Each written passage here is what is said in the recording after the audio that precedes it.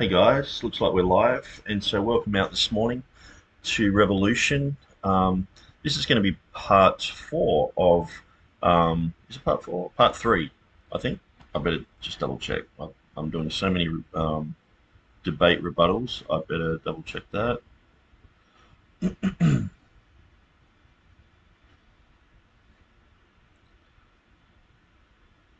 Part three. Okay, I'm getting ahead of myself. Of the King James only controversy. This is examining whether the King James Version is superior to modern versions. And so this is a debate between myself and Rowe.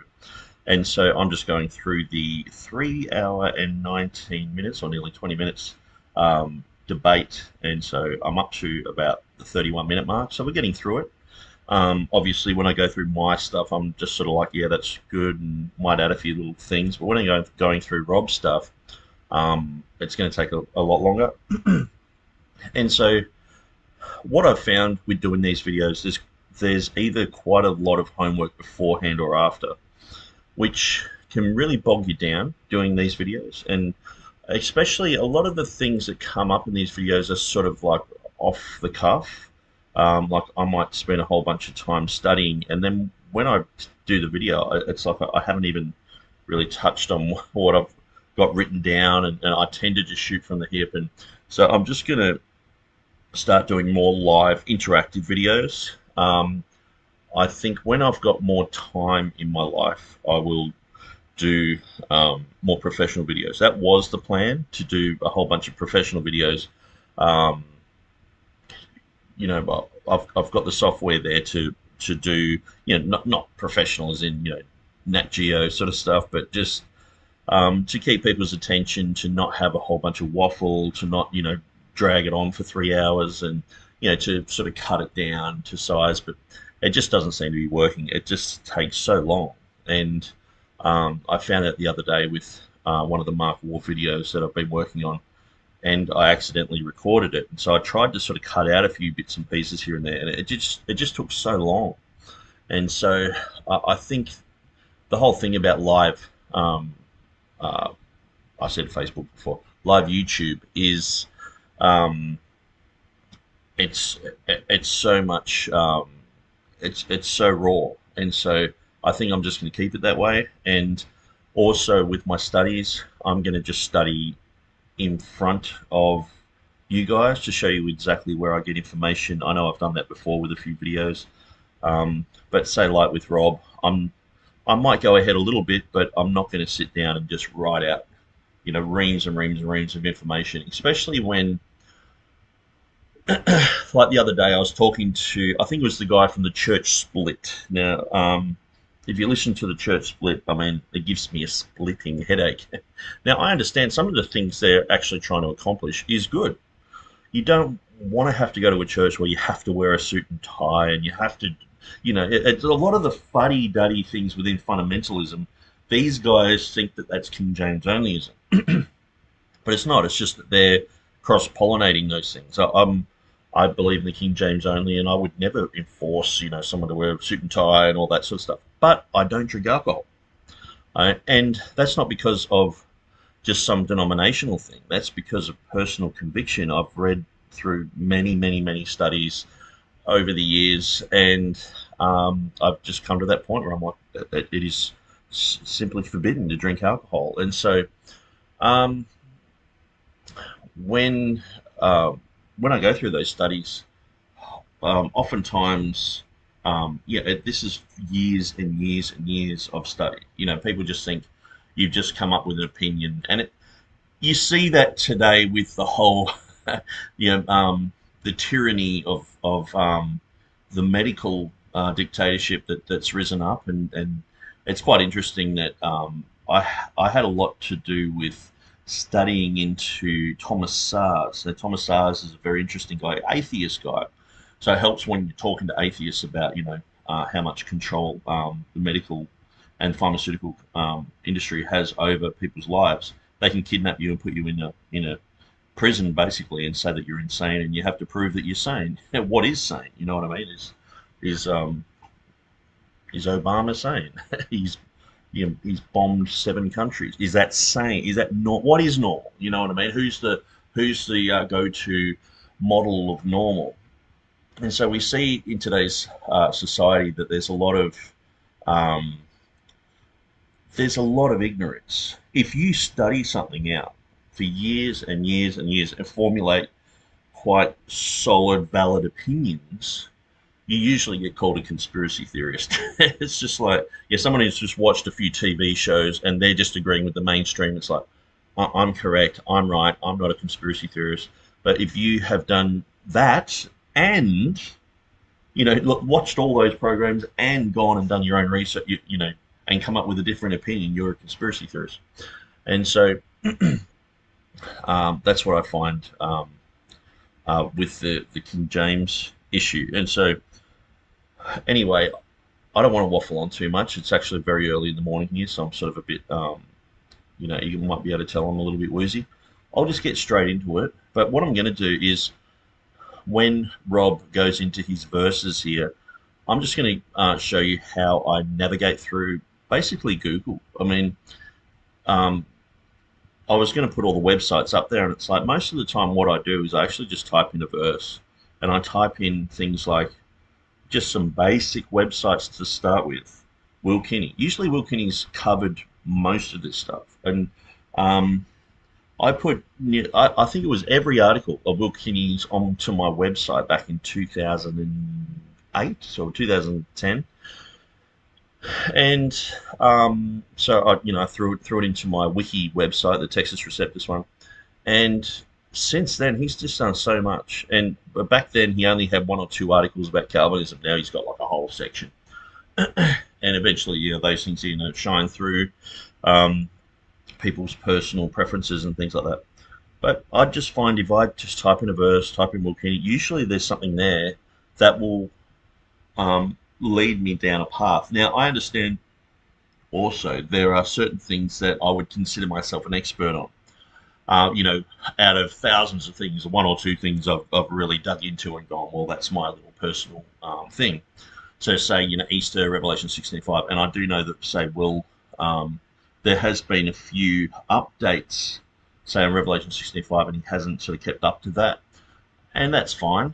So I do understand that, Will is, he's got his finger on the pulse in so many other areas, but that sometimes there are things missing, and I'm sure that people wonder why I haven't written about things or talked about things, and they're like, well, why isn't he talking about this? And it's like, well, man, only one person, only got a short amount of time to do things, and it'd be great to have a team of people working on this, writing articles, putting information. That's why I actually created my wiki website, because I thought, well, Wikipedia can do it. They can get a whole bunch of randoms, together, and they can create these articles. We can do this about the King James and TR, and just everyone was against me. It was just like, there's just no, and this is the thing, they call King James onlyism a cult. I mean, you try and it's like herding chickens. It's like you try, you're like, hey mate, hang on, mate, maybe we can talk about this issue about the TR, and then you got the Calvinists on one side saying, yeah, but that's a evidential issue. We want to talk about the presuppositions. We don't want to talk about, and then you go over the other side, and you're sort of like,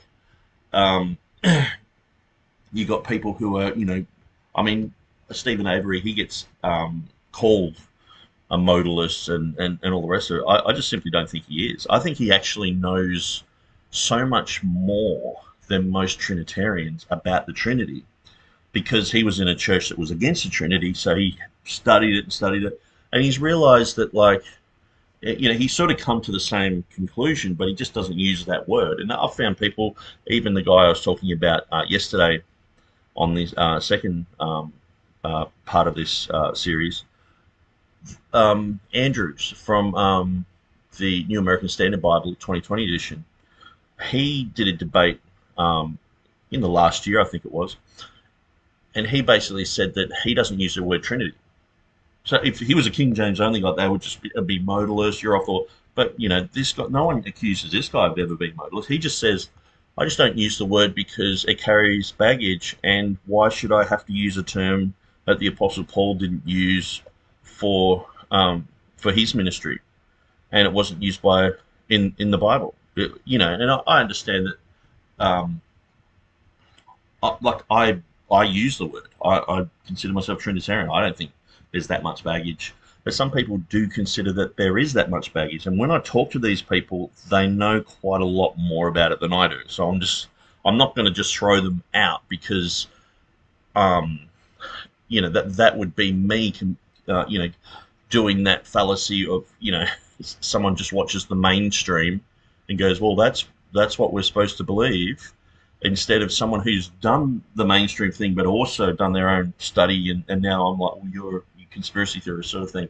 It's like we can see that people who many times have done quite a lot of scholarship in certain areas can just be mocked and can be pigeonholed. And Will Kenny's actually very good at digging up issues, and some issues I've thought, what's he going on about here? And I've read through it and gone, that is brilliant.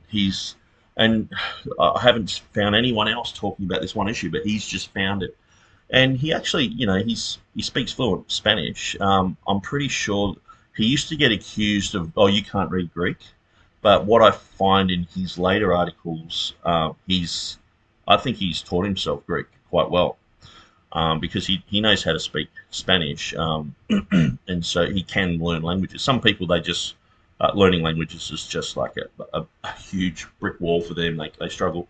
But, he's obviously learning Spanish. He would be able to grasp certain concepts in Latin, and other Romance languages, Italian and things like that.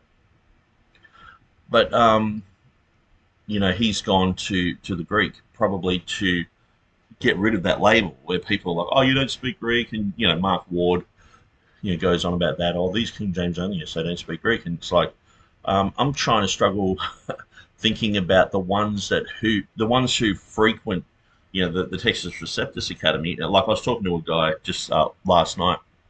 He's a pastor, and he said he learned Greek years ago. Like, he's basically up at the same level as someone like Dan Wallace, but because he has a KJV position, it's like no one believes him, or like you can learn even in their academies, and you come out the other side. I said D.A. Waite, it's way back in 1948 or something when he got his PhDs and things like that, but he knows Greek.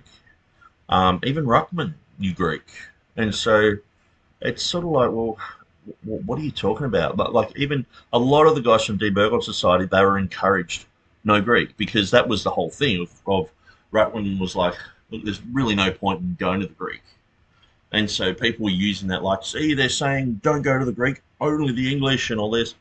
And so the Dean Berghoff Society, to separate themselves from that type of stigma, they were like, guys, let's get into the Greek. And so they would get, when I listened to D.A. Waite's material, and I've listened to, it would have to be into the thousands of his sermons. If you just go to sermon audio, there's so many. And I used to just have them like on an MP3 player, downloading them from the internet, and, just gigs worth of stuff.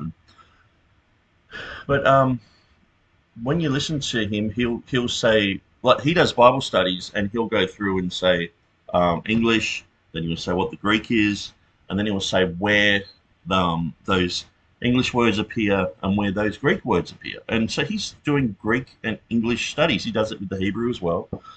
And so I'm like, well, this is one of the main guys of the King James only movement, apparently, some guru who we all sort of worship, apparently, to be in this cult. That's like I was saying, it's like a bunch of chickens that because I've talked to D.A. Waite, and I'm like, oh, what about the 2016 edition? And he's just like, not into it. Yeah, a lot of guys are just like, no, because of the overreaction to Westcott and Hort. I understand that. It's like, but the people mentioned in this book of James White are like, Ruckman and Waite and Kirk DeVitro. I mean, these guys know Greek very well.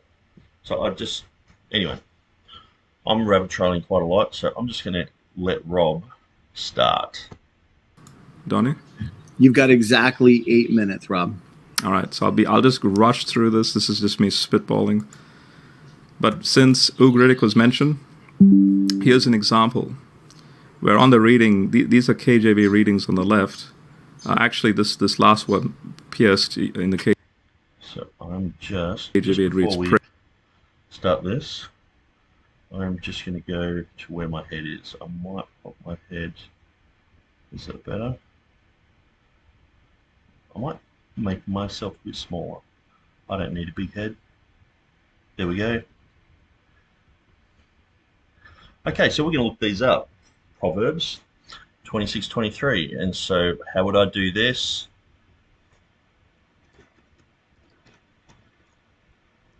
Uh, 26. And sometimes too, just knowing how Google works, if you put these in these brackets, it'll specifically look for that term. If you type in Proverbs 26:23, it'll look for Proverbs, and then it will look for 26:23 as well, which could be, if you typed in, say, 9:11, you could get a whole bunch of 9:11 stuff. If it was Proverbs 9:11, you know what I mean? And so that's where putting them into those brackets really helps. So I don't want to be, toilet training you guys, but I know some people, they're like, how did you find this information on the net? And it's like, well, oftentimes if you just put things in brackets, when I was going through Revelation 16:5, I put specific Latin terms, specific Greek terms into Google, and then all these books would come up. And so I'd just go through the books and find those little spots, and it's like, wow, that's another reference to, the one who was and is and shall be, or whatever. And that's how I was finding all that stuff. Okay, so let's go to Will Kinney. Okay. So many times it'll come up with nothing. So, okay, that's fine. So let's just go to, so I'll just type in KJV today. No. Okay, so we're just going to go to Bible Hub then. So this is how I would normally start my searches, go through. Has anyone done these studies before? Why reinvent the wheel? Proverbs 26:23, King James Version. Burning lips and a wicked heart are like a potsherd covered with silver dross. So that's what he's talking about, is silver dross. Okay, so what's interesting, and this is, Wilkin, already done all this homework. Basically he's gone through these and he's just put in order. Well, New King James has silver dross, this other one has silver dross, etc. So we see the New King James has silver dross. So if we had to look at those 130 scholars who worked on the New King James, they thought that this was fine.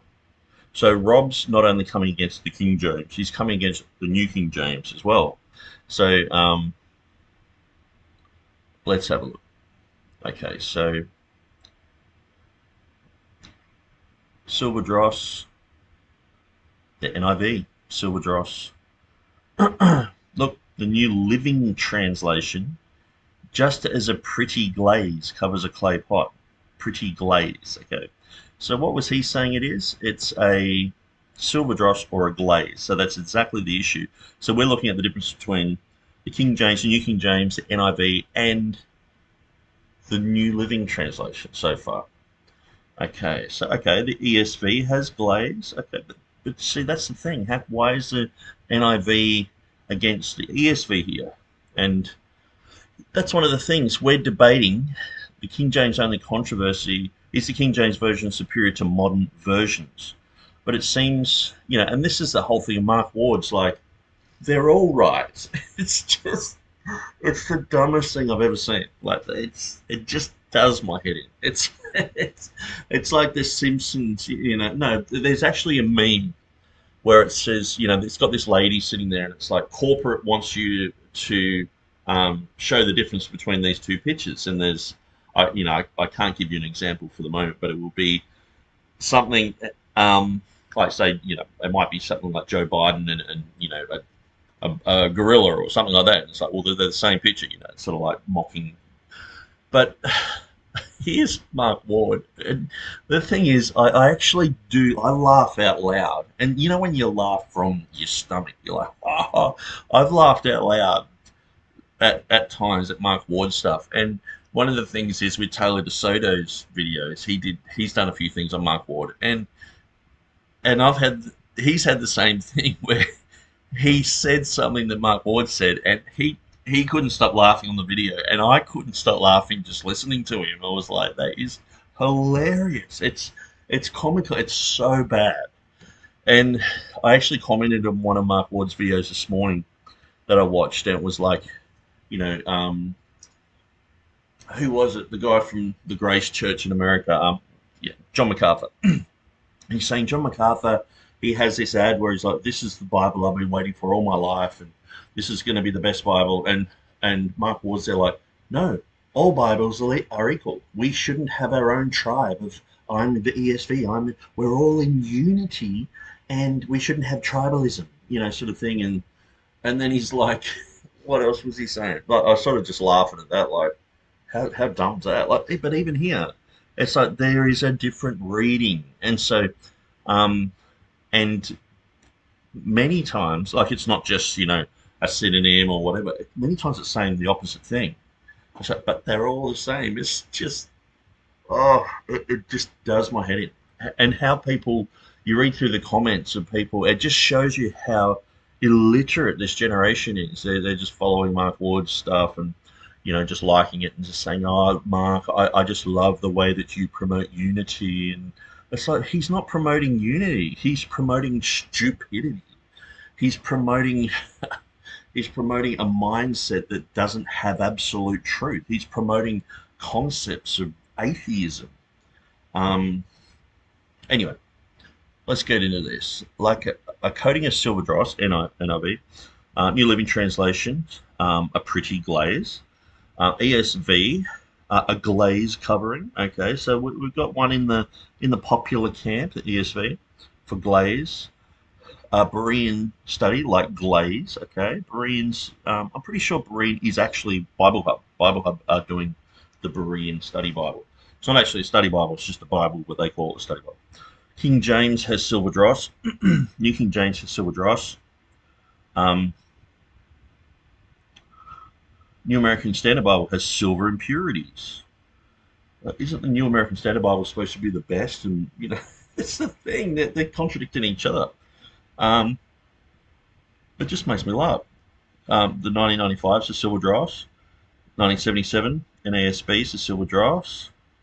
Amplified Bible says silver dross, and then says in brackets, making it appear silver when it has no real value. Okay, Christian Standard Bible has a glaze. Holman's has a glaze. American Standard Version, an earthen vessel with silver dross. The Arabic Bible in plain English, silver plated.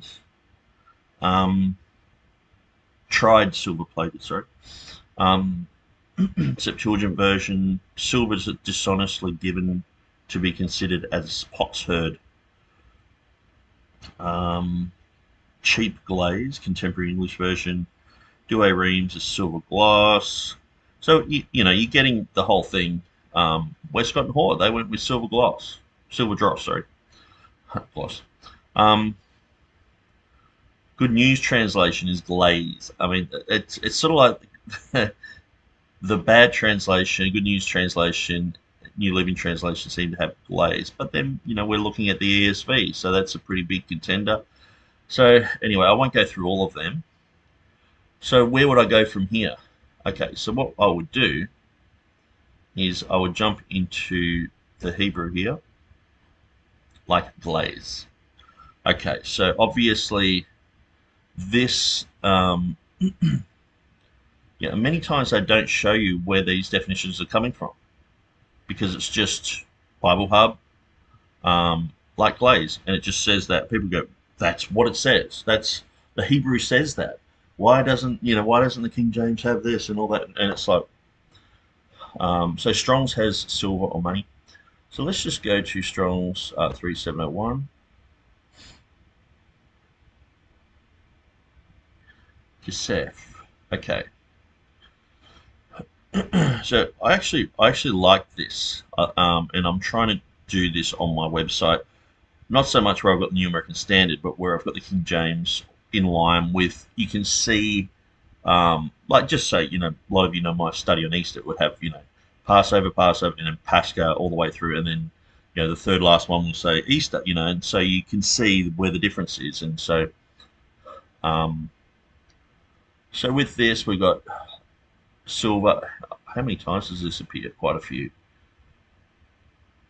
403 occurrences. So we're not going to read through all of them, but we'll just read through a few of them in silver, with money. And so what we really need to do, and I'll show you another little computer trick that you can work on. And see, sometimes they don't go all the way down. They just go near the bottom and they cut out. See? It goes to Esther. It's like, okay, where's the rest of it? It's like, and so, yeah, that can be a problem, because you want to go all the way and you can't. And there's really nothing there to show why you can't do that. So we're going to have to go back to the actual verse. And I might even jump outside of Bible Hub. See, sometimes the thing is, Google's search engine is so much more superior than some websites. And so you're better off just searching in Google rather than trying to search around with these guys. Half the time they just lead you back to their homepage. Okay, so we're trying to look at the Hebrew here, but we don't want just a Strong's. We actually want the Hebrew. So we're going to go to the interlinear. Does it have an interlinear here? Yes, here we are.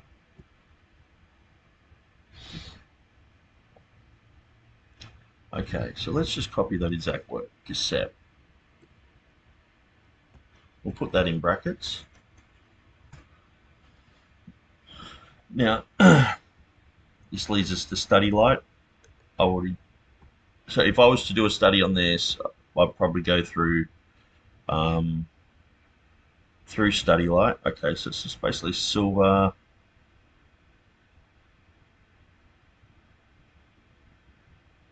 Okay, so that's just Strong's.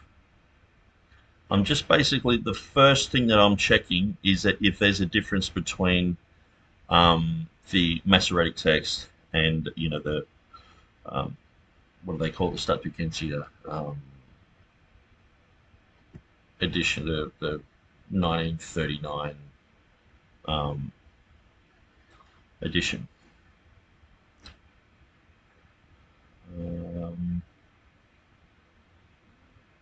Which there probably isn't. Usually it's a footnoted issue. It's not usually something that ends up in the main margin. But okay, so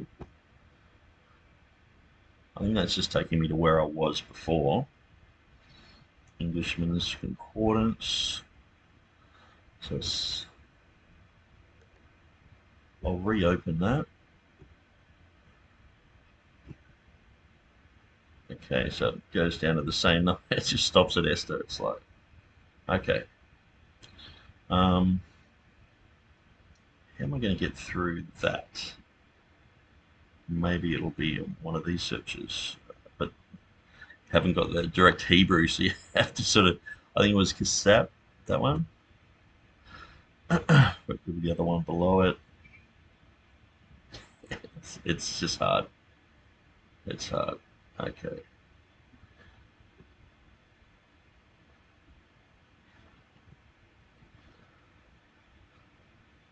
Proverbs.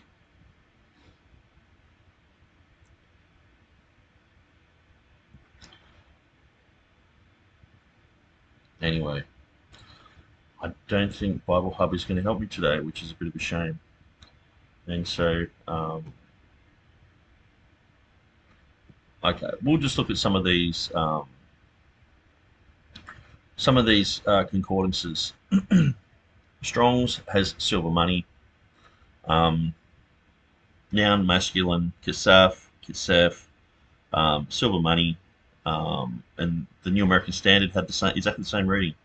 And so we could probably go to Online Bible, and If you haven't got online Bible, it's quite good.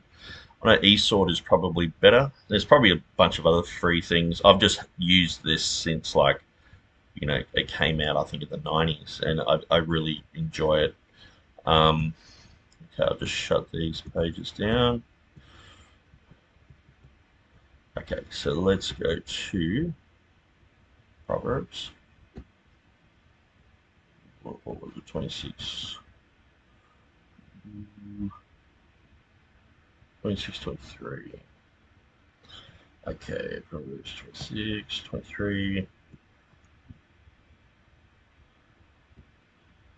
Okay, so one of the first things I do is I get the word silver dross and I search for it, just see where else it comes up. Okay, and then press S and the Strong's numbers come up. And so this is only rough because it doesn't take into consideration that the word silver, it might be translated differently elsewhere and things like that. But this is just for looking at the English. So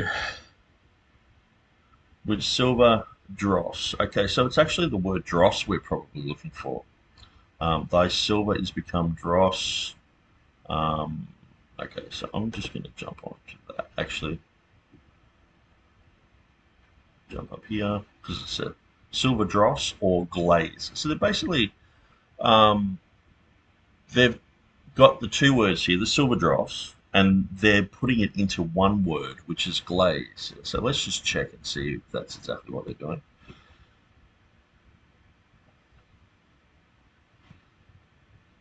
Okay, so NIV is silver dross and the ESV is the glaze. So there's nothing about silver. So they're using those two words, silver and dross. I guess the dross is sort of like a dirty earth. It's usually dross is something that comes out of a refinery.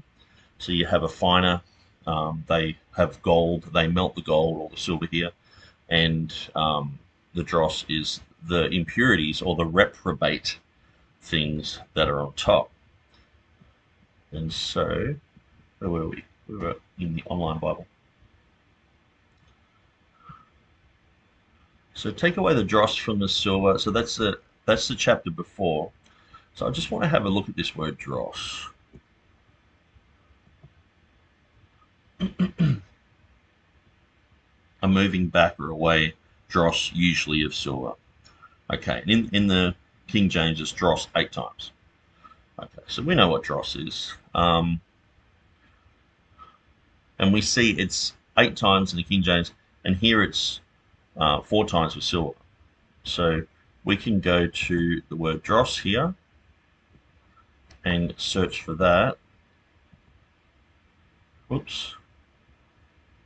How you do that is you grab that and just search for the number in the King James. Already appeared there. Okay. Thou puttest away the wicked of the earth like dross. Therefore I love your testimonies. Take away the dross away from silver. Covered with silver dross. Thy silver is become dross. Purge away thy dross. To me has become dross. Even the dross of silver become. You have all become dross. So it's reprobate, dirty, filthy. Yeah, and so it's not the purest silver. It's the impurities. Okay. Okay, so we want to just check that. Used in a sense of refuse. Okay. So let's just see what Rob says about this, because he's the one making this claim. I'm not. Strict. But notice that these are very rare Ugaritic. Ugaritic was mentioned. Here's an example. Where on the reading, these are KJV readings on the left. Actually, this last one, pierced, in the KJV it reads pricked. But notice that these are very rare Ugaritic terms. Okay, so he's reading here the basics of ancient Ugaritic, session 1, Ugarit in a nutshell. Basics of ancient Ugaritic, Michael Williams. Master Lectures, MP4 snapshot. So he's going through a video, and this guy said, the modern Bibles are bad because, they should translate this. So he's taken a screenshot of it. So I guess it's up to him to really defend that. That the argue KJV against it. were, the translators were basically guessing the Hebrew cognates. So the translators were guessing the Hebrew cognates, and he said it was a rare Ugaritic word. Well, obviously, it appears 8 times, the word glaze, and the silver there appears like, 403 times. So I'm not sure why this is, is considered something that you have to go to the Ugaritic for. I'm not saying you shouldn't go there, but and how come the Ugaritic seems to override all the other semantic languages? If we go to the Arabic, if we go to looking at other literature of that region, why does the Ugaritic usurp those? How come why is an Arabic term less strong? Is it because Ugaritic is something that they didn't have access to? So you guys have a bias, and it must be the latest thing that came out. What if there's not really much relationship at all? And so anyway, we'll just let him see what we'll let him chat for a sec. And so, just to give everyone an example of Ugaritic in the Bible, like when Abraham says, or when the text says that Abraham comes from Ur of the Chaldeans. Now, Ur means country or city in Ugaritic, whereas later on in Aramaic writings, like closer in the Christian era, and even in the Quran, of all places, that became this myth. Oh, see, Ur in Hebrew means fire or light. And so that became this faulty myth that, and in fact, Jerome, of all people, like in his Latin Vulgate, he's like he actually argues that Abraham comes from fire of the Chaldeans. It's a mistranslation. Okay, so he's making these claims. Let's have a look at so that would just be I guess, of the Chaldeans. Yep, here we go, straight away. Genesis chapter 11, verse 28. And Haran died before his father Terah in the land of his nativity in of the Chaldees. And Terah took Abram, his son. I won't read through all that. And it says, and went forth from of the Chaldees. Genesis 15:7. That I am the Lord that brought thee out of of the Chaldees. 1 Chronicles 11:35. Eliphel, the son of Nehemiah chapter 9, verse 7, and brought us him out of of the Chaldees. Okay, so it appears 5 times. Go to the Strongs. And so this is the thing. Here's Rob saying that Michael Heiser is the one who's coded, logos to all the Greek and the Hebrew and all that. Most of that's been done in English. This is like 1990s version of Online Bible. And the thing is, you can get the Greek ones and the Hebrew ones, and they're all coded as well. So it's sort of like all the work's actually been done before. I'm just, it just seems like one of those claims that's just sort of like, I'm the only one in the world who's ever done it. And it's like, yeah, anyway. Okay, I did have that up, but I shut it. Oh. Okay. Oh. Okay, so here it's saying it's flame. But the thing is, in the King James, they haven't translated it as flame. But anyway, it says city in southern Babylonia, city of the Chaldeans, center of moon worship, home of Abraham's father Terah, and departure point of Abraham's migration to Mesopotamia and Canaan. So this is online Bible Hebrew lexicon, and so we will have to go and investigate a little bit more. Actually, I might just grab the Hebrew word, that'll be easier. Copy that.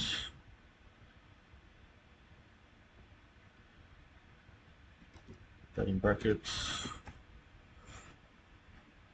Aha, one of my favorite sites, Wiktionary, because this goes through etymology, and sometimes people are trying to squeeze, like, some type of Heiser definition into it, and you just get linguists who are like, hang on, you pull up here. No, it's related to this, it's related to that. And so you can usually see battle wars happening, just like on Wikipedia with anything. So Wikipedia has an article on it. The Hebrew Wikipedia has an article on it. So they would be places that I would go to, studying this out. Okay, so for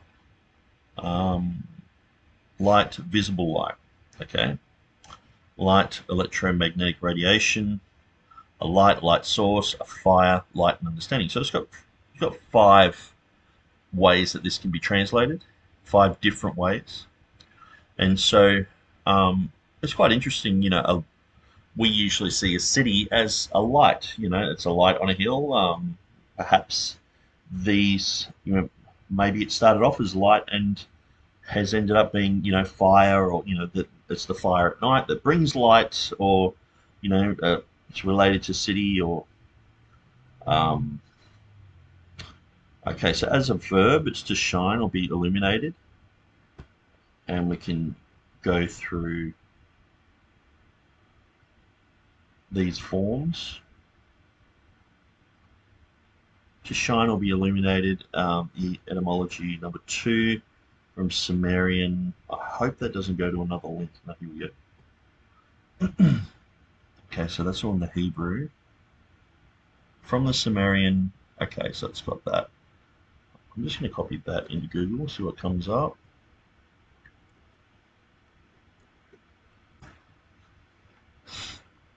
Okay, so Wiktionary, Wikipedia article. Okay, so where would I start with this? I wouldn't want to start with where Rob would want me to go, to Heiser or one of his gurus. I would basically just go to Wikipedia. So, and one of the great things about my website is I might even have an article about her.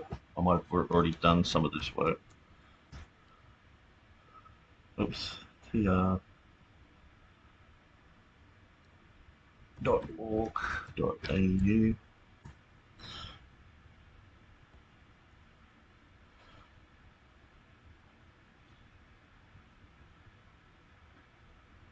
Okay, so let's just see if we've got her here. Okay, so we don't. So I'm going to create this page. So this is how I create these pages. I would get some information, just some very basic stuff, nothing too complicated, just so I can make a page. And I would go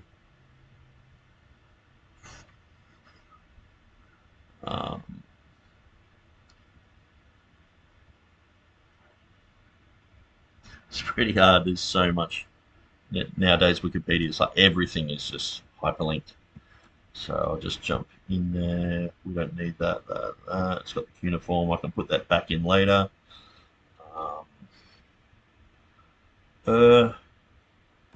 Was an important Sumerian city-state in ancient Mesopotamia, located in that place in the Arabic language, and that's it. So then I usually put my donate button.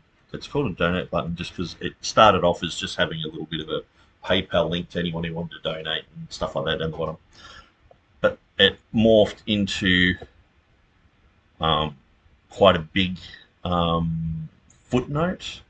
I'll show you how that comes out Oh, I've left that Arabic one there. I'll delete that. So it comes up as template here when it's in those brackets. See, this comes up with a whole bunch of links, whole bunch of stuff, link to my book, a link to a whole bunch of really good TR, KJV sites and articles that I've done over the years and other people have done.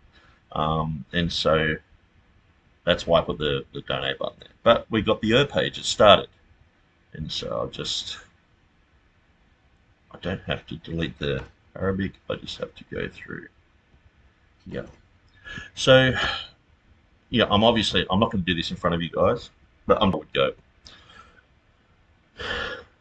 So, you know that I've done studies in Easter, I've done studies in Revelation 16:5, and a lot of other things, unicorn and things like that. So where I would start with this is I would just go through, and obviously I only just skip through that to just get a basic understanding. I would read through the Wikipedia article, and anything that was just basic information that you would find in any dictionary, you would find in any encyclopedia, I would put that information there. And so sometimes things can be so biased that I will only put like a few bits of information, because you have to spend so much time studying things just to see, even just locations, even just to find the real Bethlehem. It's like, because there was two Bethlehems, and it's like, which one was it? And there can be so much bias against Orthodox Christian views. So that's where I would start. I would probably go through the cuneiform and look at that.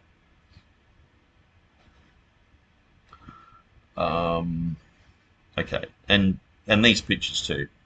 I would grab them from Wikipedia. Oftentimes Wikipedia is just all open source. Sometimes it's not, but you just got to be careful about that. And so that's on a seal of a king.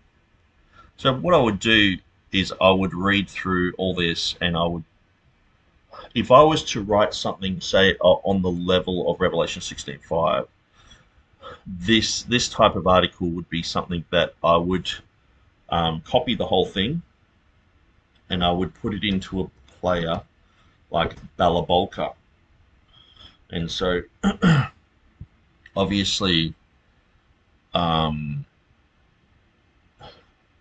you've got a bunch of highfalutin words, or words that aren't translated, and Romanized words and all sorts of things that Balabolka's just going to flip out on. And so that's why I just sort of cut out the first bit. But if I could just go bang, and you could probably put most of the article in there, but you just have to cut out those funny little bits, and then you can play it. Although Rowe was once a coastal city near the mouth of the Euphrates on the Persian Gulf, the coastline has shifted and the city is... Sometimes I'm listening to it that fast, it's like a fast forward method. When you're going through books and you don't really want to read the whole thing, and you just want to get to a certain part, you don't know where it is. Okay, so Balabolka is really good. It's free, just download it. Now well inland, on the south bank of the Euphrates, 16 kilometers. Although Rowe was once a coastal city near the mouth of the Euphrates on the Persian Gulf, the coastline has shifted and the city is now well inland, on the south bank of the Euphrates, 16 kilometers, 9.9 miles, from Nasiriyah in modern-day Iraq. 5. The city dates from the Ubaid period circa 3800 BC, and is recorded in written history as a city-state from the 26th century BC, its first recorded king being Mezzanipata. Okay, so you can see that Balabolka is pretty good. I put the pitch down to 6 here. The city's patron deity was Nana, in Akkadian. The city's patron deity was Nana, in Akkadian, Sin, the Sumerian. So that's what it usually sounds like. And so also on my phone, another free download if you've got an iPhone. There's this text app, and so it's called Text to Speech. So I'm not sure if you can see it down the bottom there. But text to speech is very good, where if I'm just traveling through the day and I'm like, I want to hear something, I want to listen to something, or even something like this, I can just go to Wikipedia page, copy a section, put it in there, and just keep playing it over and over and over. And when you're getting to the point where you want to be an expert on something, you've just got to listen to things over and over and over until you get it. Like, I know someone for the first time reading through this, they're like, okay, it's a coastal city in Euphrates. It's like, okay, I understand the Euphrates. It's in the Middle East, and so you'd have to know these things. Where is the Euphrates? Where's the Persian Gulf? And one of the things I actually learned from a cult that I was in is to look up every word and to define every term. And so that's why you really need just a good dictionary. Actually, you don't need a good paper dictionary. Just go onto Google, even just Wikipedia. Sometimes what I will do if I'm studying something out, if I go to a Wikipedia page,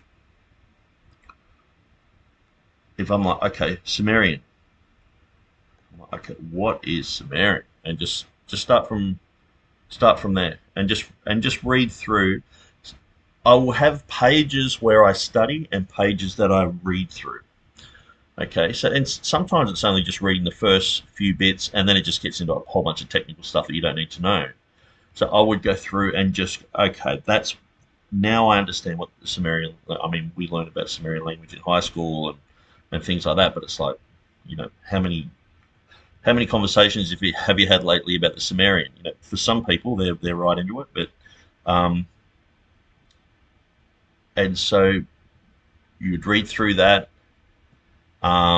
Sumerian cuneiform. So if you're, say, studying the word like, just say I was making a dictionary style definition on my website, and I've copied, a fair bit of this article, and I've, made sure it's got nothing just strange or weird, or, starts talking about evolution or whatever. Then I start going through these words and just making sure that I know exactly every single word, and just go line by line. And even just in that one, there's so much. I mean, that would keep you busy, for quite a few hours, just going through and understanding just what's there. Usually it starts off with something like this. So, but one of the things, if you were just to do a quick study, go down to, or I would just go Control F and go eti. Okay, so it doesn't have the etymology of here. Okay, so that's where we've got to find out what they've put it under. Usually it's etymology or name. Control F. Name.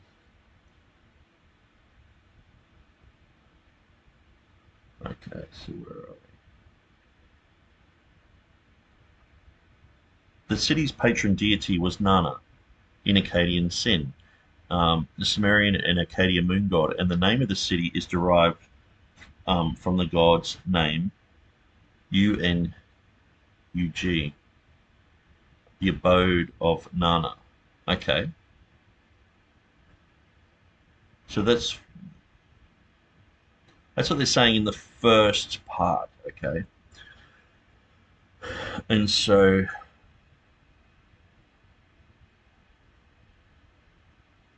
obviously you can see, to disprove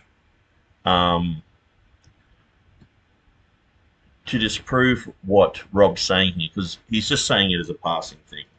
Okay, this doesn't mean this, it means that. And it's like, okay, so you've got to basically study these things out completely on both sides. And it can be something you know neither side. And so you've got to educate yourself on this. But at the end of the day, if you were going to go to the mat, if I was going to go to the mat on this, like, just say Rob contacted me and said, look, I just want to debate on the whole thing about and obviously you can see that I don't know that much about it. I'm just sort of fumbling my way through here, just trying to, sort of get my head around it, just to show you guys where I would go with it and how I would study that.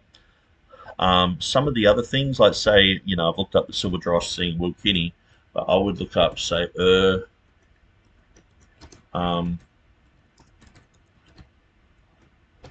and Wilkiny to see if there's any King James Version guys who've spoken about this. And half the time, these things aren't really a KJV issue. And sometimes, like, say with, okay, there's Wilkiny there, my site, but it's nothing to do with that. But sometimes, like, Rob's saying things that aren't really King James issues. He's saying things that are sort of like, okay, well, in the Quran they even said this, and then Augustine apparently said that, and it's like, it's very vague, and it's like, okay, so what is the King James doing wrong here? Saint that's the name of the city, and then he's saying, well, it was wrongly translated as fire, and it's like, okay, so has the King James done it? I know the online Bible definition does that, but that's not the King James. Obviously around Westcott and Hort time, a whole bunch of new definitions just exploded, and he might be coming against those. He might be coming against a Westcott and Hort Strongs, or people who would usually be on the critical text side, and so. But yeah, so he's gone through Proverbs here. Appears twice, a white house or a noisy house. They're saying noisy house is the better. And he says in Psalm, where it says pricked, it should be grieved. And so I would go through those exact same things. I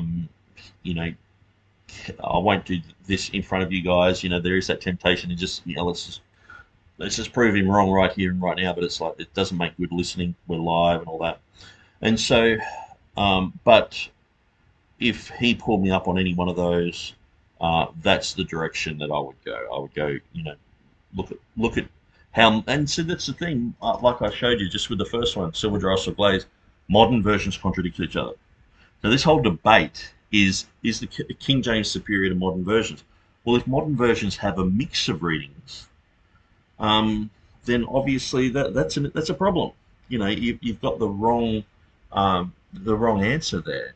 And so, according to him, he's like, well, that agrees with the King James, so it's wrong. It's like, well, that's a modern Bible. That's the NIV says something wrong. So, anyway, I was planning on, I guess, going through these and sort of showing, why I think a certain way, but I realize it's going to take a long, long time to go through them. And so I think I'll just continue on and let Rob talk. So it's the same sort of thing going on here with the King James Bible. It's a mistranslation of the underlying Ugaritic word. It should be glaze in Proverbs 26. It should be a noisy house, because that fits with the verse itself, because, contentious wife. And Psalm 73:21 should read grieved, not pierced. Now, so say with those three examples, I would go through probably something like Study Light. They have most of the commentaries on there, and I would go through the commentaries that favor the King James and that favor Rob, and I would put them into my website and say, okay, this is favorable, this is, and so many of my pages have that type of thing, where if I go to say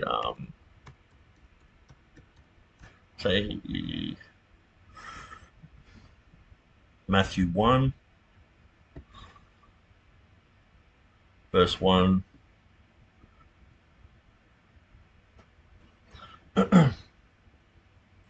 so when it comes to commentary, so I might have a lot of my own commentary here,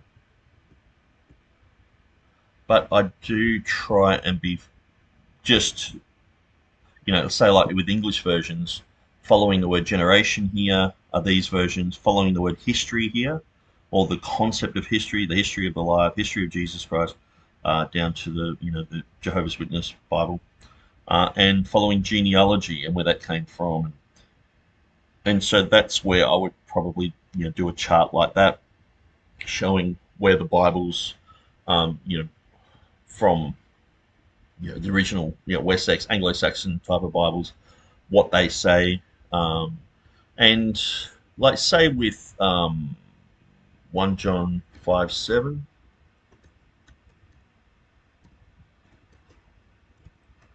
like I've put in, whoops, that didn't work. Must be capitalized J. Oops, that didn't work either. I will just go down to the bottom. Say with 1 John 5:7, what I've done is I've like putting things in their certain category can really help. So if I am at Johannine comma article, if I jump down the bottom here, so I have English versions that delete the comma, so I've got them all lined up there. A list of comma quotations in Arabic, so I haven't got many there, it's just probably one edition. But I do have a list of comma quotations in German. So we have where the comma appears in German, so going from 1350, 1466, 1475, and so that can be a helpful thing too. So putting things into that type of order.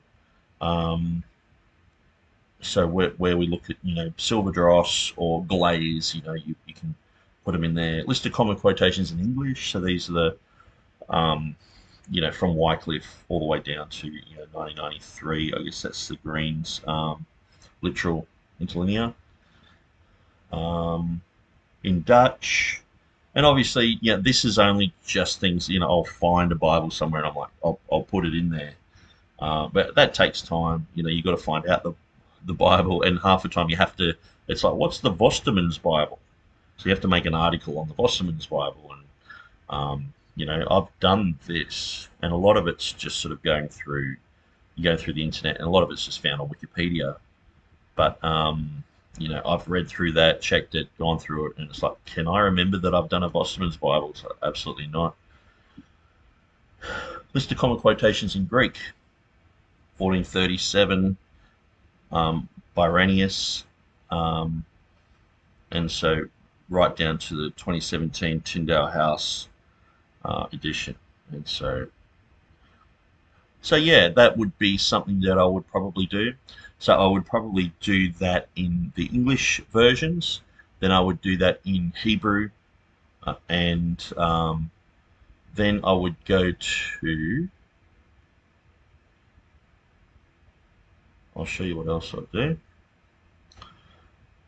Matthew 1:1. I would I would go through and collect the commentaries. So basically, I've got all the commentaries of Matthew 1:1 here, and so we can get it. Abbott's Illustrated New Testament, the Book of the Generation, the account or pedigree of ancestry, this genealogy, da da da. So that's what Abbott says, and so I would go through all of these and copy them into the website. And in copying them, what I'm doing as well is by making these keywords hyperlinked, and even to other verses. Many times, by the time you get to the bottom of the page, you've solidified in your mind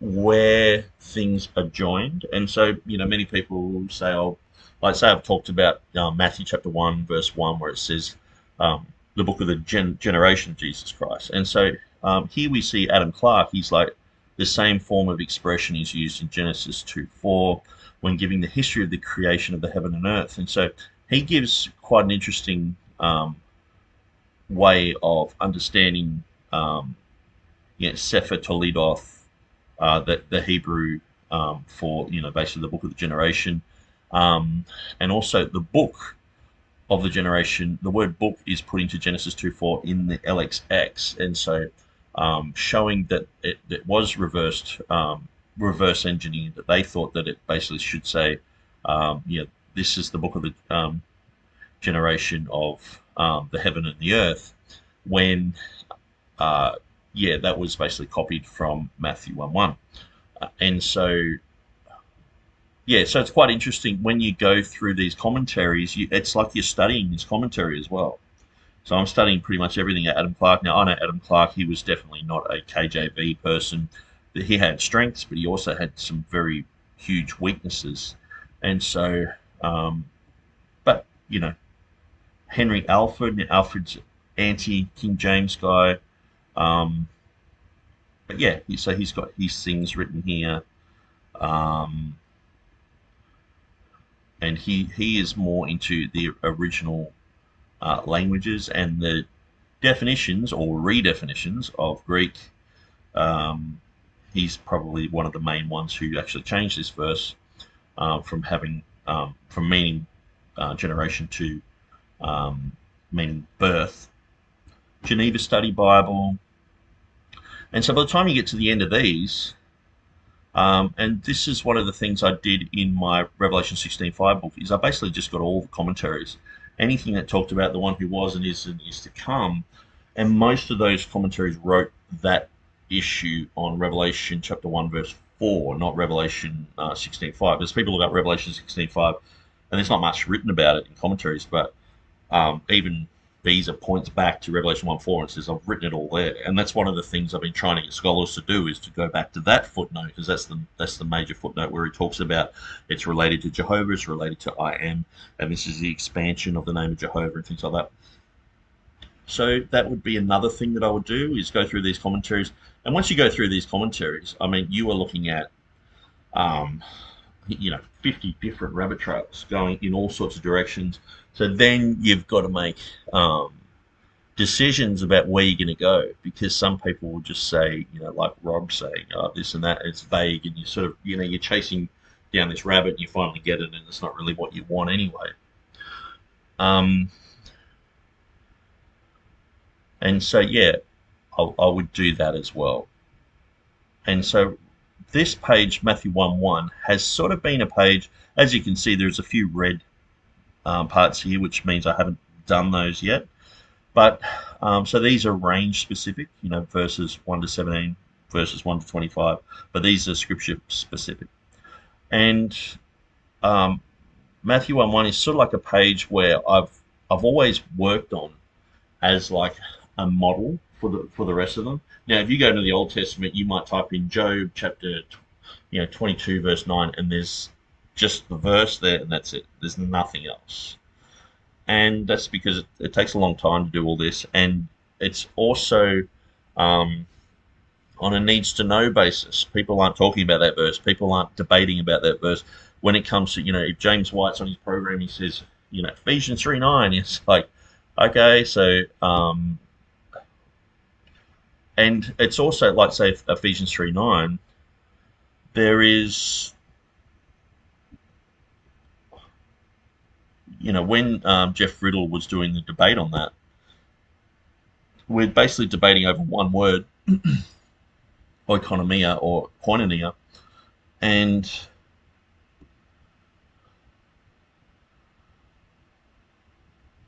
so I can show you sort of what I've put in here, but I've sort of stopped it because it's like, okay, the debate's over, and it's like, well, okay, that's a good foundation for later. So straight away I've got commentary, okay, all men. So Will Kenny, he talks about that, but that's a different issue than what was debated over. But then we look at fellowship or administration. So then it goes through the Textus Receptus has koinonia, fellowship, while the modern critical text has oikonomia or administration. In the original majuscule Greek letters, it would have looked something like this, and so I've got it written there. I've also got a section for myths and mistakes, which is by Elijah Hickson and Peter Gurry, about Philemon 1:6, which is talking about the koinonia and how many times this word is changed. So I started to go through and actually study this out. The etymology of the ancient Greek koinonia, theokoinonia, means holy communion, and so this is where you're looking at Roman Catholic Church, Byzantine Empire Church. Have they had a really strange infatuation with the Mass and with Holy Communion and the bread and what? Yeah, that's almost like the whole church is based around that. Every Sunday you've got to have that. And so Acts chapter 2 verse 42, they continue steadfastly in the doctrine and fellowship and breaking of bread. But we see that word fellowship is actually changed to Oikonomy, I'm pretty sure there. Uh, I'll just jump on there. To squeeze in the Eucharist. I'm pretty sure I did an article on that. Okay. The chi and or a comma. Okay. So the Textus Receptus teaches that there's four concepts divided into two couplets separated by comma. The Apostles' Doctrine, Fellowship, Breaking of Bread, and Prayer. The critical text Greek makes it three. The Apostles' Doctrine, Fellowship in the Breaking of Bread, and Prayer. So Metzger's textual commentary says the Latin of Codex Beza reads this in the fellowship of the breaking of bread. So he's supporting Codex Beza there, or he's saying that that's what it's reading. The King James Version has and fellowship in the breaking of bread. So they're two separate things. So that's where people are like, if you don't have communion, you're disfellowshipped, and so that every little comma, everything makes a difference. And so this is one of the studies that I did going through that. This is Theodore Beza's Greek, sort of like lexicon, concordance, I guess you call it. Kai a koinonia, so he has that there in Acts chapter 2, verse 42, Romans 15:26. He has that, and so that's quite interesting. So that's koinonia in Greek in 1600 in the Greek concordance of Beza. So that's why I've just sort of put all that there. Fellowship, what versions had that? Oikonomia, what that means. And so the change from koinonia to oikonomia may be a harmonization with Colossians chapter 1. So I'm just sort of asking these questions. I haven't come to any conclusions about it. I'm just sort of putting information there going, well, it could be this, could be that. We look at Tertullian. He basically says koinonia, the fellowship. He says that in Latin.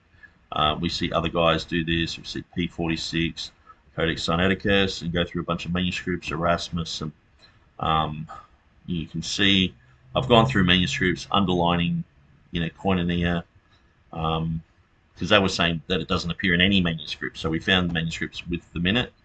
Henry Alford, Strong's Concordance. So this would be the sort of thing that I would do. You've got the polyglot, you've got what it says in Syriac, in Latin, in Ethiopic, other Latin in the Arabic. So when it was a hot button topic to go to Ephesians 3:9, I thought, well, rather than all the King James guys doing their own studies and all the rest of it, I can put anything anyone was writing on Facebook. I was like, okay, I'm gonna just put that as like a heading, and we're just gonna write a little bit underneath it and just constantly add to that, which is a great thing about my website. And so that's what I would do. So anyway, I better keep moving on, but that's the level of depth that I would go to if Rob was to say, okay, let's debate those 3 or 4 topics that he brought up, the other one being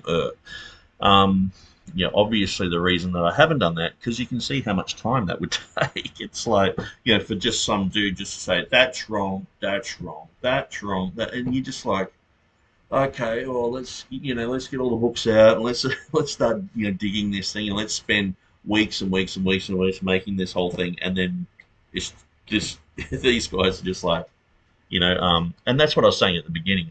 I forgot something at the beginning. But someone had sent me a list the other day. It was the guy from the Church Split. I mentioned him at the beginning, but I sort of rabbit trailed away from my own thoughts.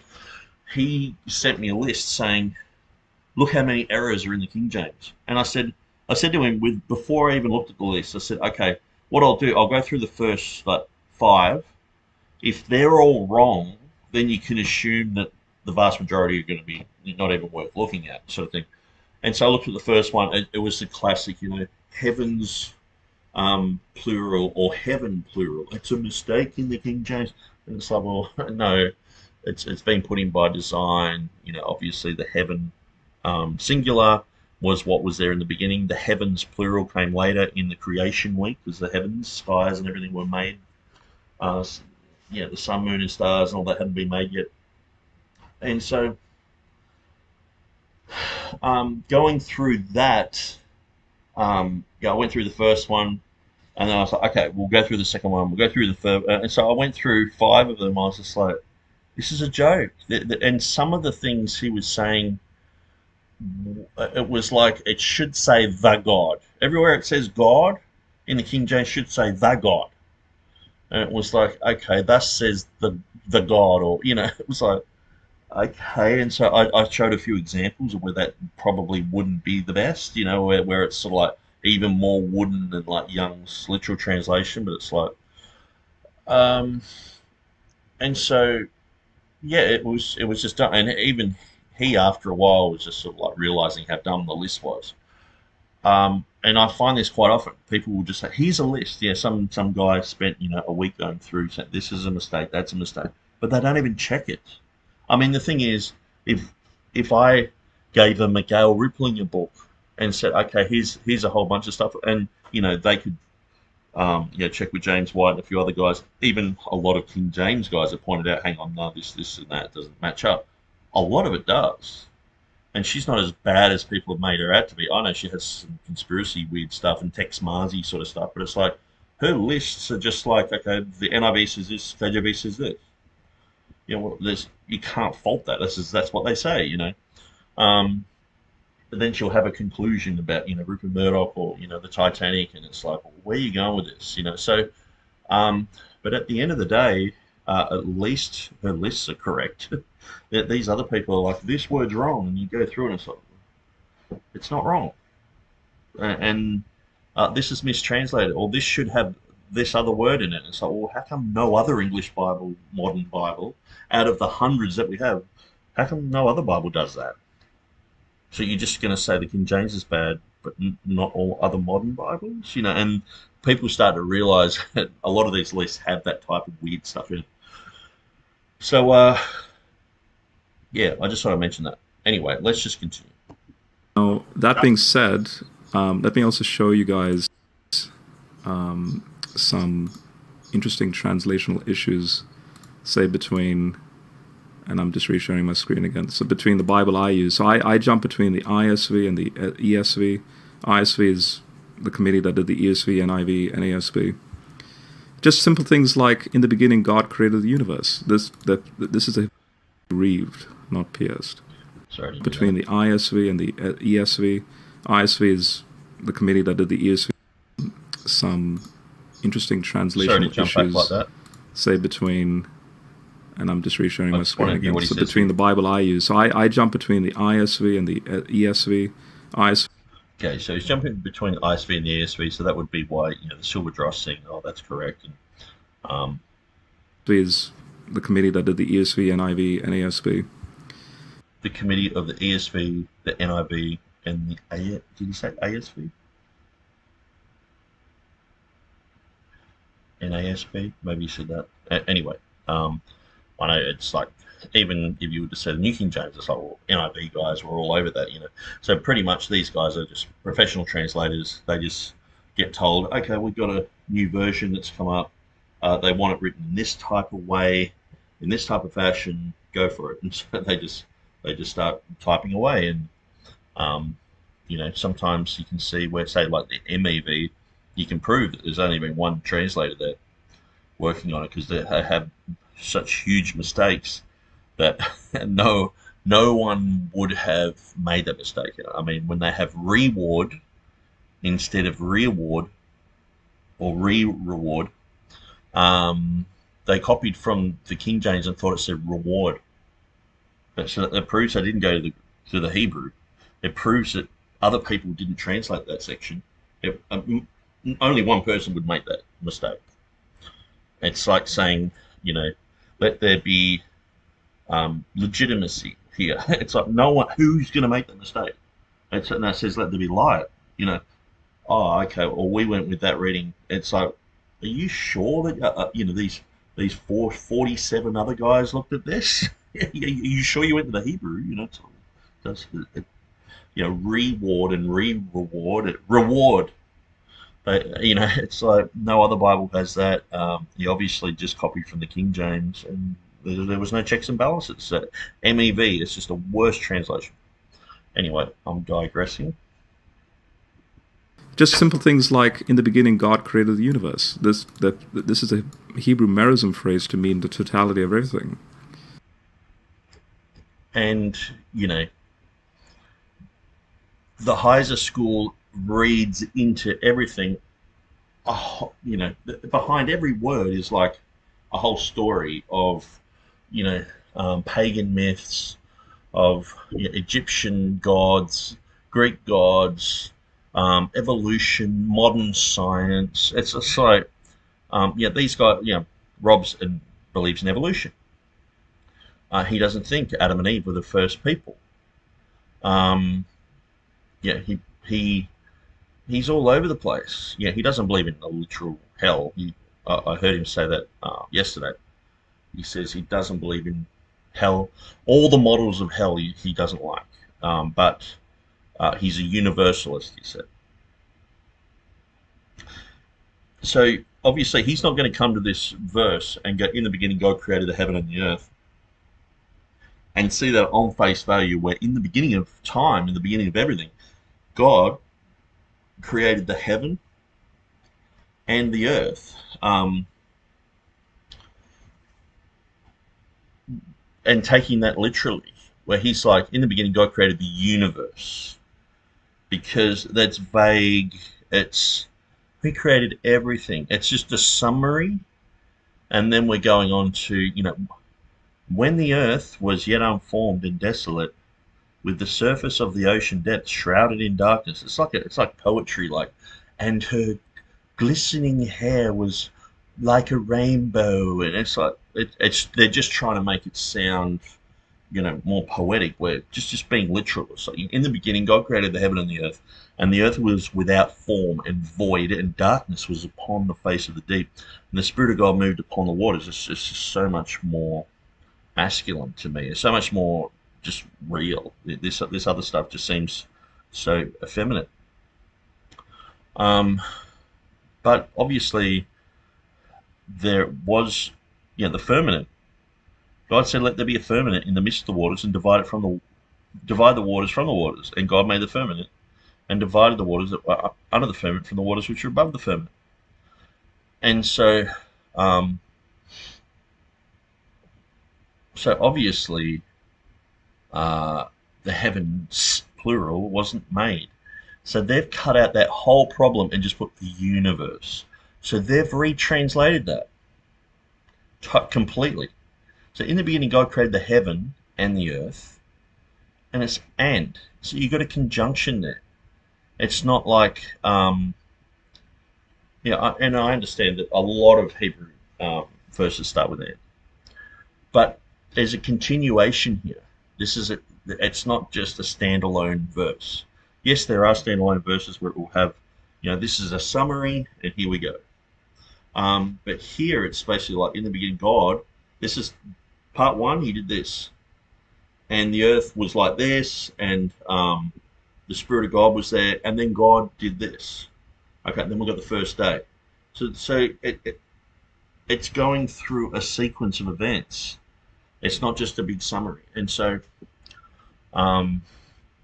yeah, here he is saying that this is a mistake in the King James. But when he's saying God created the universe, you've got other versions that just say, in the beginning God created the heavens and the earth. Because, you know, basically the whole argument is it's Hashemayim, which is the Hebrew. And when people learn a tiny bit of Hebrew, the I am on end of words is basically like our S. So it's like dogs. You know, we have a dog, or we have dogs, or we have cat, or we have cats. You know, it makes it plural. So the im, and that's why Elohim. You know, and that's why Trinitarians say, you know, that's God's. You know, or God. You know, in three persons. The Father, the Son, the Holy Spirit. But there are other things that say, let us create man in our area. There's plural pronouns that talk about the plurality of God. But when it comes to, like, even the word God, in the beginning, God, it's Elohim. So why aren't they translating that as gods? See, this is the piddle Hebrew that they know, because it's like, okay, Hashemayim should be heavens. It should be, because it's plural. But there are many words that end in "im" that are singular, because there is a lexical definition and there's a contextual definition. In a lexical definition, yes, you might be. It's like, okay, that says plural. In a contextual definition, singular. And so, in the beginning, God's created the heavens and the earth. It's like, no, people who fluently know Hebrew know it's in the beginning God.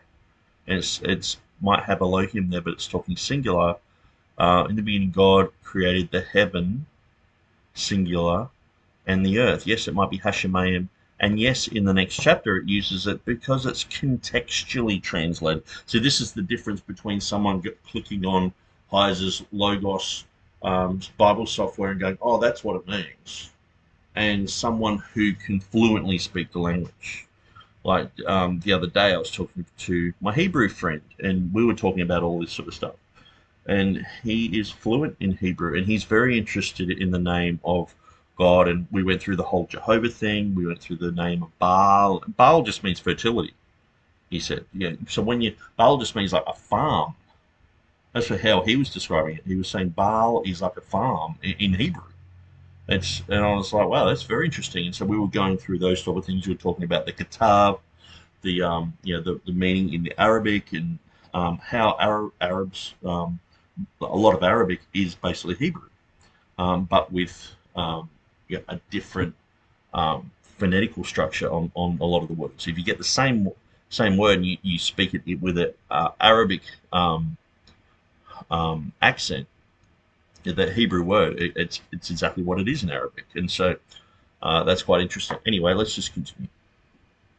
But the KJV and pretty much English translations at the time, unfortunately, it's pretty much English translations at the time. So it's like, we're talking about the whole entire Reformation, pre-Reformation, Reformation period, post-Reformation period. They all got it wrong. And now Heiser and these other PhD guys got it correct. It's like, I'm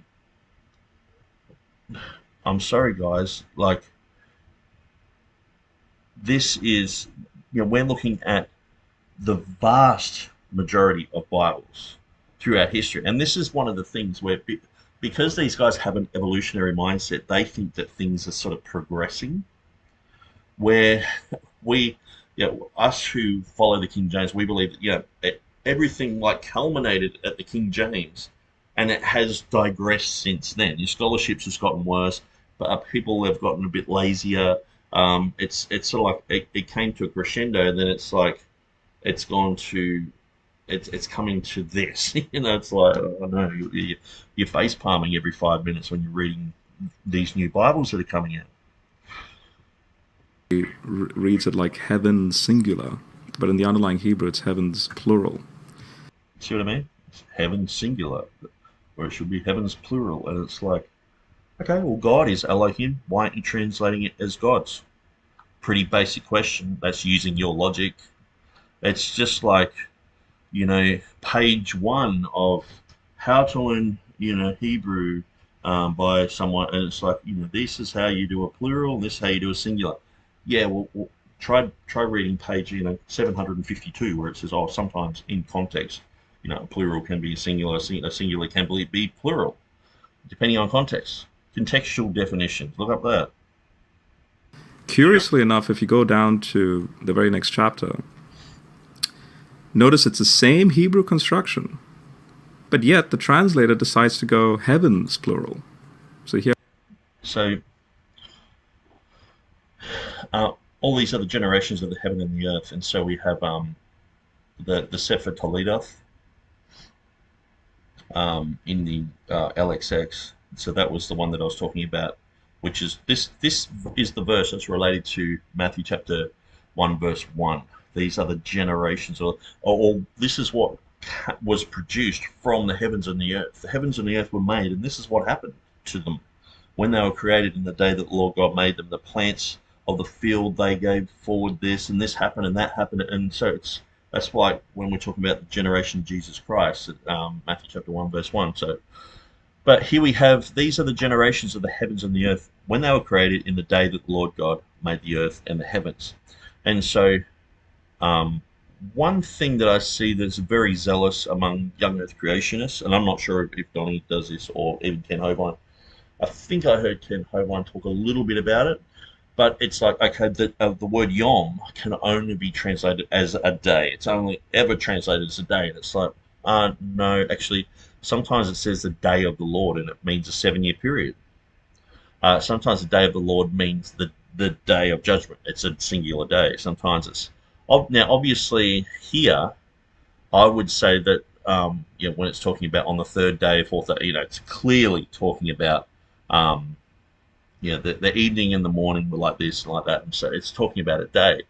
And in Exodus chapter 20, when it's talking about the Sabbath day, because God worked 6 days and on the seventh day He rested. So it's pretty clear that that's a week and He's having a day off, and so that defines this. And but there are times when day is used to cover a period of time. And so here, I believe it's covering a period of time. It's not used as a singular day. It's used as, these are the generations of the heaven and the earth when they were created in the day that the Lord God made the earth and the heavens. And so that's the period of time. So this is the thing. You got young earth creationists on one side, you've got other people on the other side saying, the word yom can mean 1 billion years. It can mean the whole of evolution, time and space. It can mean this and that, and it's like they're just redefining yom to mean anything. But then you've got some guys saying, no, yom is only a day, and so they're looking at this chapter and trying to defend Genesis. But when you go through the Bible, like any other word, like sons of God, that's become a bit of a thing, especially with looking at the Heiser. Adam is called a son of God. In Luke chapter 3, we're called sons of God in Romans 8 and many other places. So I'm a son of God. But obviously it's translated to angels as well. So when we see sons of God in Genesis 6, I just believe it's talking about humans. And the people who in Genesis 5 called upon the name of the Lord, they're the sons of God. They're and so then we see that there are. I might just rephrase that. I just feel a little bit checked of saying that that's related to Genesis chapter 5. They're called sons of God. So whether that is they are in that relationship with God, I would tend to lean towards that. This is just a thought.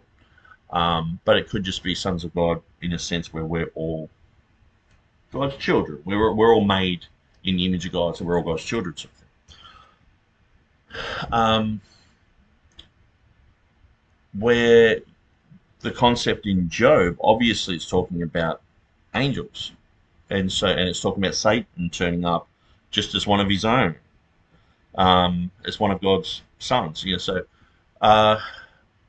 So it can be translated differently. So we see that that's the thing. That's the beauty about the Bible. It's not just, okay, this one word means it. And we don't see that in English either. We know that we use the word love for hundreds of different concepts. I would love to give you a phone call. It's like, well, how do you define that? We made love. I'm in love. I love pizza. I love God. There's so many ways to define love. It's like dictionaries are struggling to keep up with the English language because we just change things, and then there's the whole sarcastic. I'm loving it. It's like when you're not. It's the exact opposite to you're basically saying I'm hating it, but I really love this. Loving it, it's like just spoken sarcastically. And so there's so many ways that we could have one word, and why would we think that Hebrew would just be, the numbers add up to this, and it's like it's not like that. And to know a language fluently shows you that. To be speaking the language, to be reading the Hebrew Bible. I mean, what do you think the Jews are doing? You think they're reading the Bible in Swahili? No, they're reading the Bible in Hebrew. Jewish people are the ones to go to, not Anglo people who are trying to make it like poetic, like when the earth was yet unformed and desolate, and the surface of the ocean's depths shrouded in darkness, and while the Spirit of God was hovering over the surface of the waters, God said, "Let there be light." So there was light. It's like one big breath of I just picture, sometimes I used to have church and people would get up and say poetry and stuff like that, and I'd just be like, man, I didn't enjoy that. When I'm reading through some of these modern versions, it's like just waffle. It's not really just getting to the point, and sometimes they're trying to make it more of prose than um, of accuracy. But anyway, that's my own personal beef. Let's continue. Here again in chapter 2, verse 1, thus the heavens and the earth. Why not continue heaven singular? But it's the same Hebrew construction. So he's talking like he knows about Hebrew constructions. Okay, God, Elohim. Why isn't it God's? You know what I mean? There's plenty of words here that we could look at. I'm just trying to think of words that are plural along here that maybe I can go to my Hebrew Bible, which is always holding up my computer here.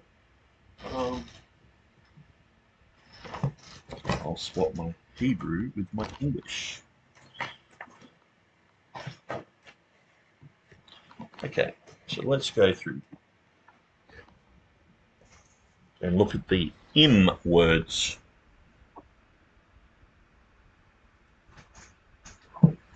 Okay.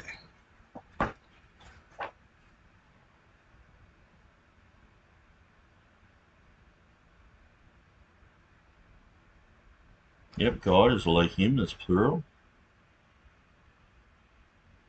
The deep is plural.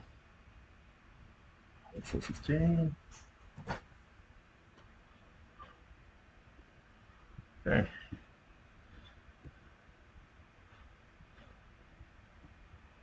Let's go to Genesis 1.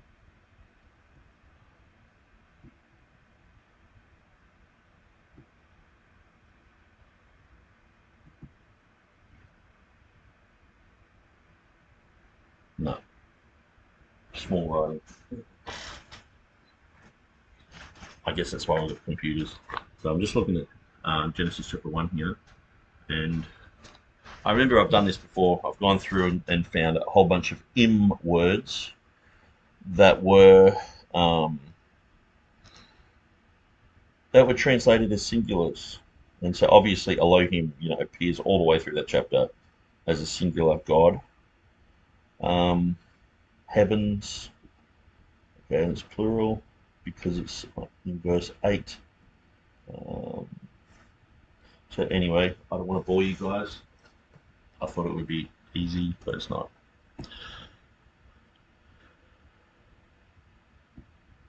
When you go to, oh my bad. Let me just rearrange this again. Okay, when you go to chapter 4 of Genesis, when Cain is about to kill Abel, it says, let's see here. This KJV interlinear is, if I click on words, it hyperlinks. Let's see. So when it says, Cain talked with Abel, his brother, and then it says, and it came to pass when they were in the field. But see, this Cain talked with Abel, his brother, this is for using the Masoretic text. And the Masorite actually skipped a line. It should read, as the ISV puts it eloquently, because the Dead Sea Scrolls gives the full reading here. Cain spoke to Abel, his brother, and when they were in the field, this is the ESV, sorry. Let me just go ISV, because the ISV is a new. So notice the ESV doesn't have that. It's like a comedy of errors. It's like, look how bad this is. King James is wrong, and it's like, oh, actually, the ESV that I just recommended is wrong too. So, and this is this is a lot of the stuff that I'm seeing nowadays is people are just throwing out, this is a wrong reading because of the Hebrew. They don't know anything about Hebrew. They're just like, got a strong concordance and they're like, wow, you're wrong. And they just know hardly anything. And then you're like, well, okay, so you're saying the King James is wrong, but the NASB, the ESV, the NIV, they all say the same thing there. Well, this is basically where he's going with this. And it's like, this is supposed to be, is the King James Version superior to modern versions? Plural. Not his particular ISV. Oh, it should have been the ISV. He should have been clear that I promote the ISV. I guess he did say that, but he said I also promote the ESV. And it's like, well, he just showed that the ESV doesn't have that reading. Your translation. Let's see.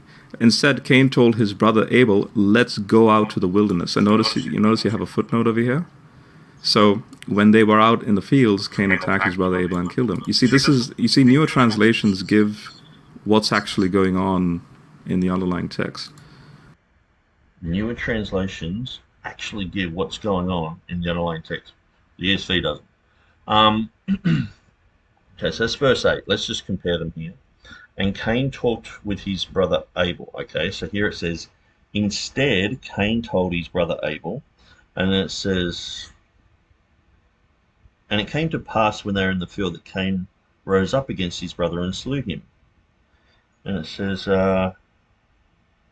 when they were out in the fields, Cain attacked his brother and killed him.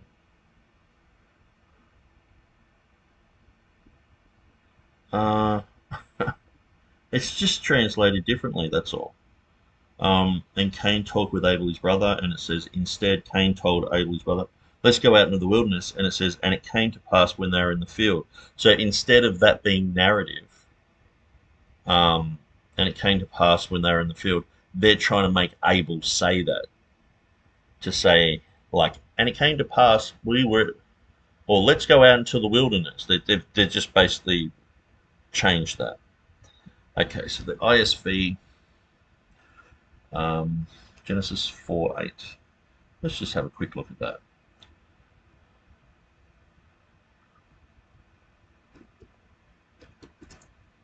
Oops.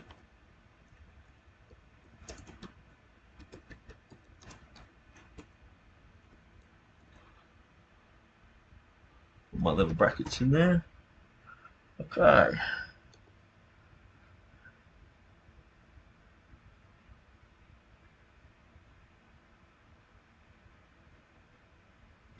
So instead, Cain told his brother Abel, let's go to the wilderness. It's got this little footnote A.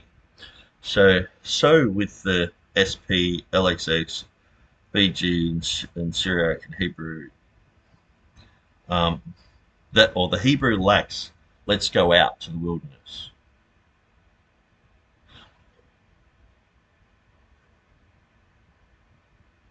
That's strange, because it doesn't really lack it. It's been retranslated, which you can sort of see here.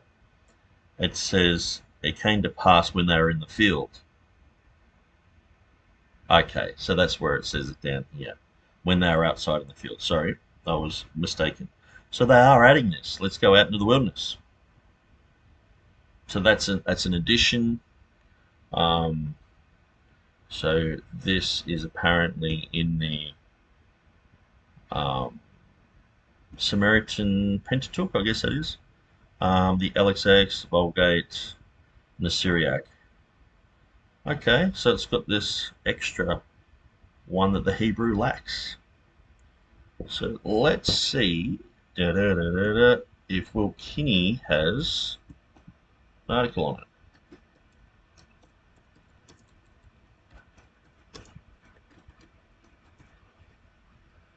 He does. When he does, it's gold. When he doesn't, it's like, dang. Okay, let's go out in the field. King James Version, New King James, and the ESV. Notice the ESV has this, and the New American Standard Bible, and the Dead Sea Scrolls. they say, and Cain talked with his brother, and it came to pass when they were in the field that Cain rose up against Abel his brother and slew him.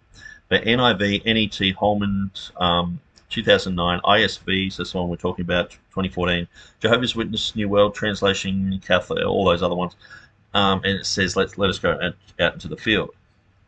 In verse 8, the NIV does some peculiar things, which condemn it as a false Bible.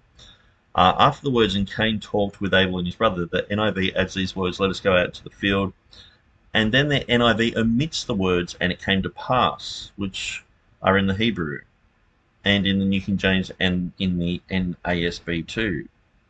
The NIV footnote tells us that the words, let us go into the field, come from the Samaritan Pentateuch.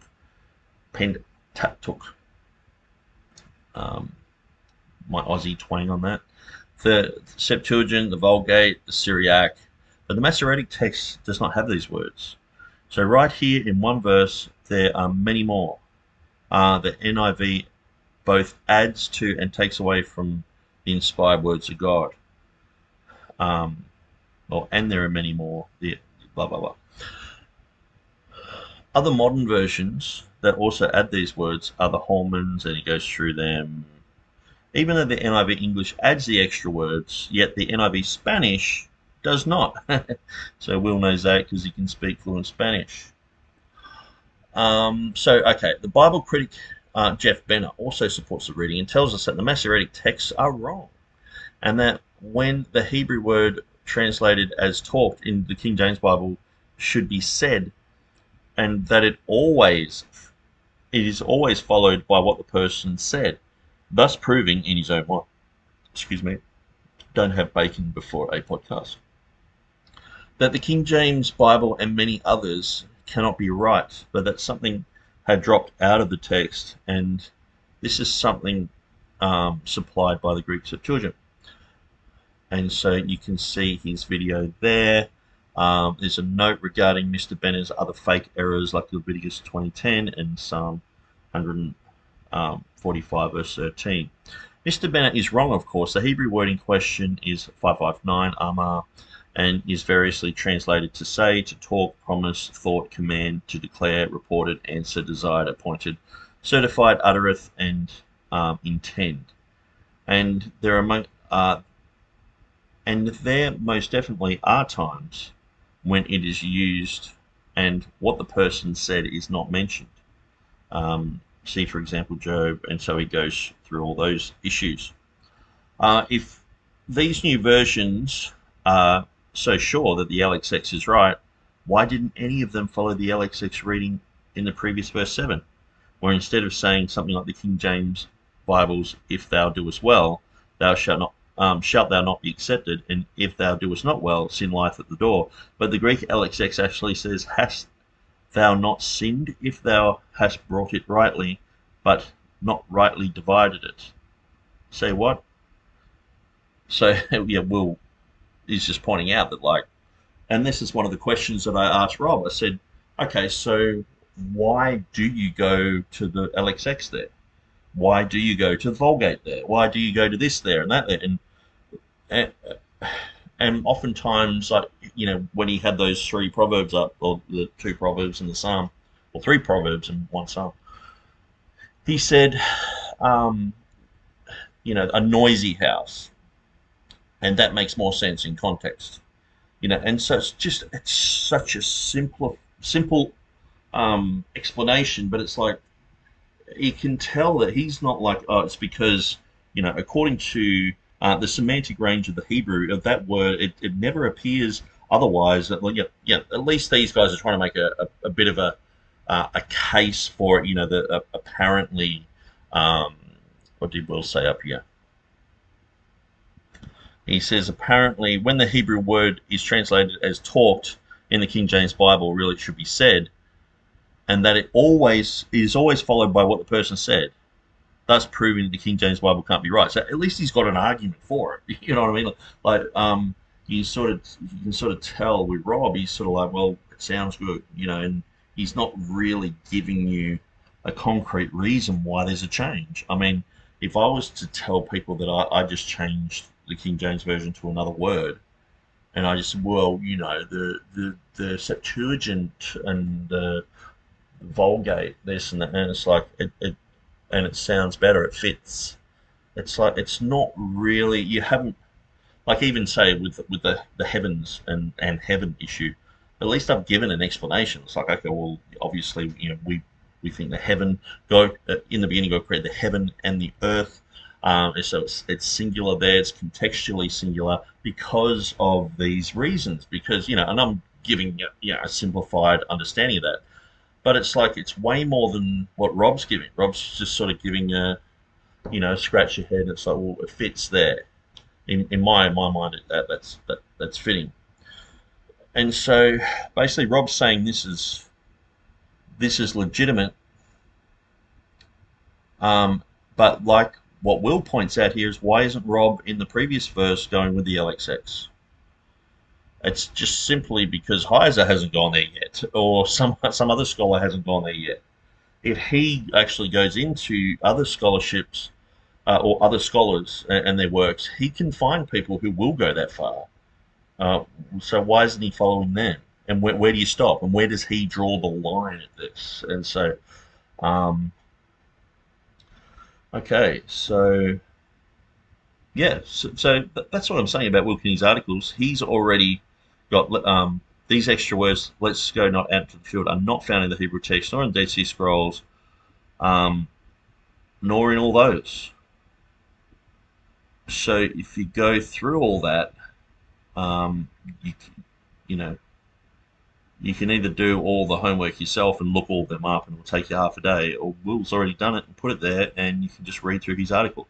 That's why I like pointing people to Will's stuff.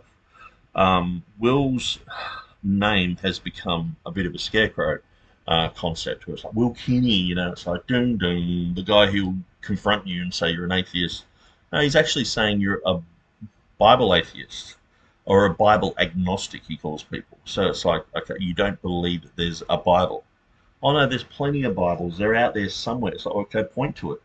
Well, you know, we got all the good ones and we got some bad ones, but it's in there somewhere. It's like, well, I could say that the English dictionary is in a Scrabble game. You know, that's not going to win me a spelling bee. You know what I mean? It's like, can we spell words properly? Can we get to the point where it's like we all agree, yes, that's how words are spelt? Can we get to the point where we all agree that's exactly what a scripture says? Can we get to the point where we all agree that's what a paragraph says, or a chapter says, or a whole entire book says, or the whole entire Bible? That's what's happened with the King James. We are like, well, that's what's happened there. They've compiled it, they've got it correct, just as if the original writings were there, but it's in English. It's not a big deal when you have a big God, when you know that God can preserve his word. I mean, so the thing is, ESV is in agreement with the King James Bible there. This is, I mean, it's almost like let's just turn off let's just not do any more videos. I mean, what, you know, here's Rob trying to win points here in a debate, and the amazing thing is, look at the next one that agrees with the King James, the Dead Sea Scrolls. How many times, like, I could use the arguments that he uses. I could say, well, according to the ancient Near Eastern literature of that era, the Dead Sea Scrolls, if we were to look at the Dead Sea Scrolls, we would find that this reading is in there, Rob. And you don't understand the Dead Sea Scrolls. Have you looked at the Dead Sea Scrolls here, Rob?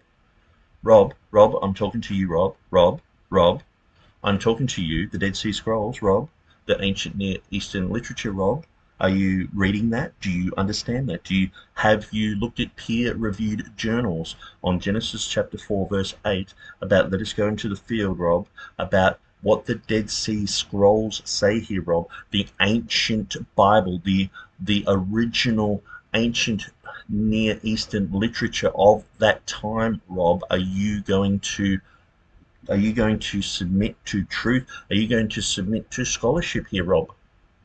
And this is a sort of condescending thing that he's usually saying, King James Versionists or King James onlyists or young Earth creationists. Just coming from we know everything. Our literature is so much more superior to yours, and okay, so here it's not, and here your ESV isn't either. So why are you going there? It's just like, and why am I wasting my time going through these things? So this is the thing. It's like I would much rather debate James White on this, because at least he knows, Rob is like on a level of 1 to 10. At least James White's like a 3. You know what I mean? It's like he's going to say some things that he's not going to make these errors. But then again, he does make um, he does make quite a few errors. He says a lot more, so it's like the errors are compounded, but it's not like simplistic type. This is like, I mean, the heavens and the earth thing. I remember that was in the 90s, where I was like, I remember looking at the New King James that I was reading and going, man, that's an error. And reading and thinking about it and looking at it and going, yeah, well, and looking at Hebrew and looking how the Jehovah's Witnesses translated their Bible and how the Catholics translated theirs, and all the modern Bibles, which I increasingly grew more hostile towards. And I was like, no, this is a mistake in the New King James. And every study that I've looked at, well, I can't get around the fact that it's just because people just don't know the Hebrew language. Even in English, we say the skies, plural, but we're talking about a singular thing, the sky. I mean, yeah. So anyway, I'll just continue on. But I think you can see just this one example is, and this finally, this is the example where it's all laid out for us and all the homework's been done, and it's like, I don't have to re-dig a whole well in front of you guys, and it just takes hours and hours and wastes your time. But Will's done the work. He's just basically got the stats, got the facts there, a few guys who say a bunch of other stuff, and he's put it into this article, and it's like, I'm so glad that he just shows that the ESV and the Dead Sea Scrolls, they say the same thing as the King James. And that's the whole thing. When our first proverb that we're in, NIV, silver dross. So that's where he's like, oh, okay, I'll go with the ESV, it's the glaze. So, okay, well, his one says glaze, and that agrees with his original one. But it's like, we're talking about modern versions here, and this is the whole schizophrenic concept of Mark Ward. It's like they're all saying the same thing. It's like, okay, Mark, so are they saying the same thing here, where it says, let us go out into the field? Who's right and who's wrong? Is the King James right? Is the ESV right? Because that's agreeing with the King James? Or is it NIV wrong? Are you going to say it's wrong? Or do you want to not cause tribalism? It's just like, anyway. I might just check and see if there's anyone chatting. Okay, where are we?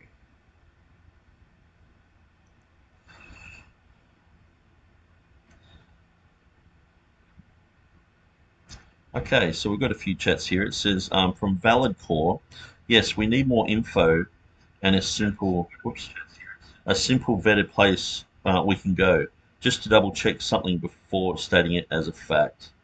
Yeah, and I'm not sure when that was said, but I guess it could be talking about my own website.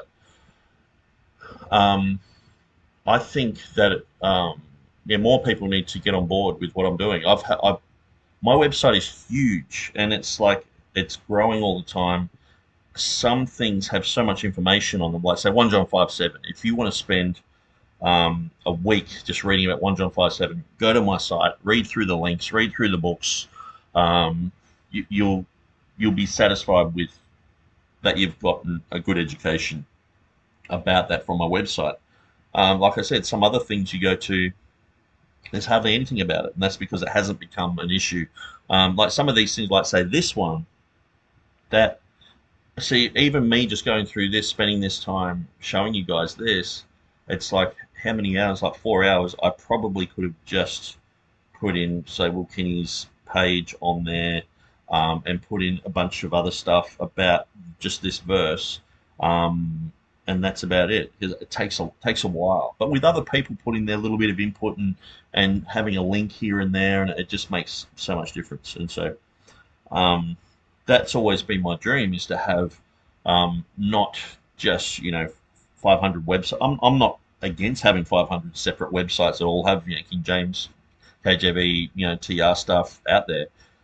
I'm into, okay, we've got all them out there, but also we are working on a joint project where we're trying to show people where they can get answers very quickly, so it doesn't just get lost in cyberspace. Because even sometimes I'll search for things and I won't find it until the 20th search. And who's first and second is Bible Gateway, Bible Hub, Mark Ward, blah blah blah, Dan Wallace and James White, and a heap of other guys, and then you finally get to something that's like, oh, that's what I'm looking for. Where my site tends to get up in the search engines very high because it's such a big site, and that's why I actually copied Wikipedia, because almost everything that I type in, Wikipedia article come up first, and I think, well, they're obviously doing something good, so I've copied their whole interface. So Jesus Princess Carolyn says, just about every English version says you are, in even his precious ESV and ISV. He's just throwing nonsense in. Yeah, that's exactly what I mean. It's like I was sort of like, what's he going on with this fire thing? But where is it saying that in the King James? And it's like, okay, well, yeah, and this is the thing with Rob. He's vague on a lot of things, and you know, and you saw the lengths that I would go to sort of go, okay, let's see what he's actually saying about I would put the whole basic page of Wikipedia and sort of modify it so it's still fits in with the TR page. I mightn't put everything in there, but I'd put a bunch of stuff and a few links, but it's like, by the time you spend hours and hours and hours and hours doing that, it's like, and he's just having a passing statement, because the stuff that he's saying is not really of substance. It's you sort of, I could, and the thing is, when do you get to the stage where you've proven someone wrong and they become a bad scholar? Like, what I find is, let's say with what we've just went through with Will Kenny's page, I mean, to me, that just totally writes off. It shows that the hypocritical nature of Rob's bibliology, where he's not agreeing with his Dead Sea Scrolls. He's not agreeing with his ESV. He's agreeing with his other modern Bibles. So, well, okay, well, maybe you should have stuck with that. And maybe after watching this, he will, because he's like, I'm going to lose that battle on that. But he's wrong here. How many things did he point out that were wrong in what I said? And it's because I say what I say because I know they're correct. Yeah, in a sense, where when I'm in a debate, I might sort of, throw a few ideas out when I'm doing these videos and go and sort of wind it back and go, actually, But when I'm in a debate and I'm like, this is the verse and this is what it says and the other versions are wrong and this is what it says in the Greek and the Hebrew and this is why, and so I'm saying those things because I know, I've studied them, I've thought about them. Where here it's like, oh, I got that one wrong. Let's just go to the next in the list of why King James guys aren't scholars, peer-reviewed scholars. Just very, very poor scholarship. Anyway, let's continue. Probably my absolute favorite, since I know I'm running out of time very quickly, is basically Isaiah 53:11. And I can also go into other passages like Deuteronomy 32 verse 8, where it speaks about this.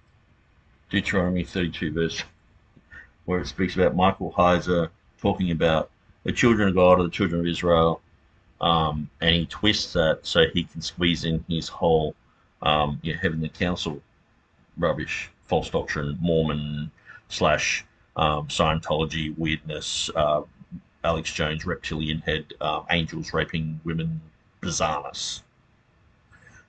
It's like, but notice just in passing. I want to show you. I want to show you these others, like this one, this one, this one. But I haven't got time. It's like, yeah, but if he did show them, we would just show you that they're wrong too. You know what I mean? And I guess really to show that he's wrong on those first, the two, three, sorry, proverbs and the psalm and the concept. I should really just do even a moderate sort of study on those, just to go, okay, well, this is why, because I haven't done it. I've gone through and went live. I'm not going to have the time.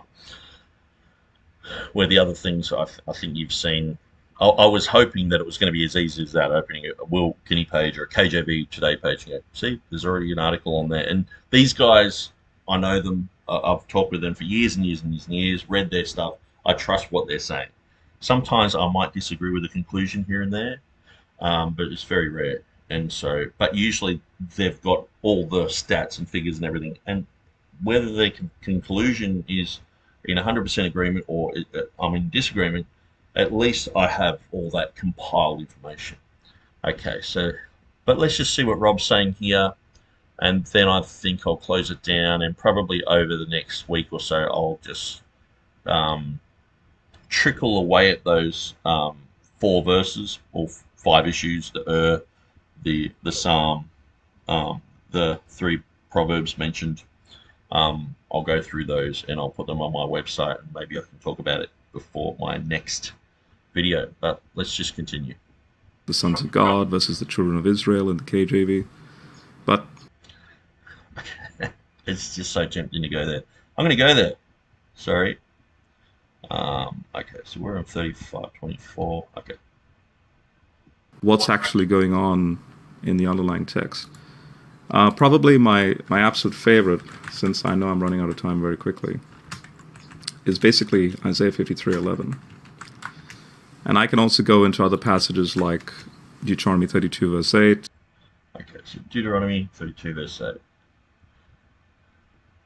Let's just check Will Kinney's site.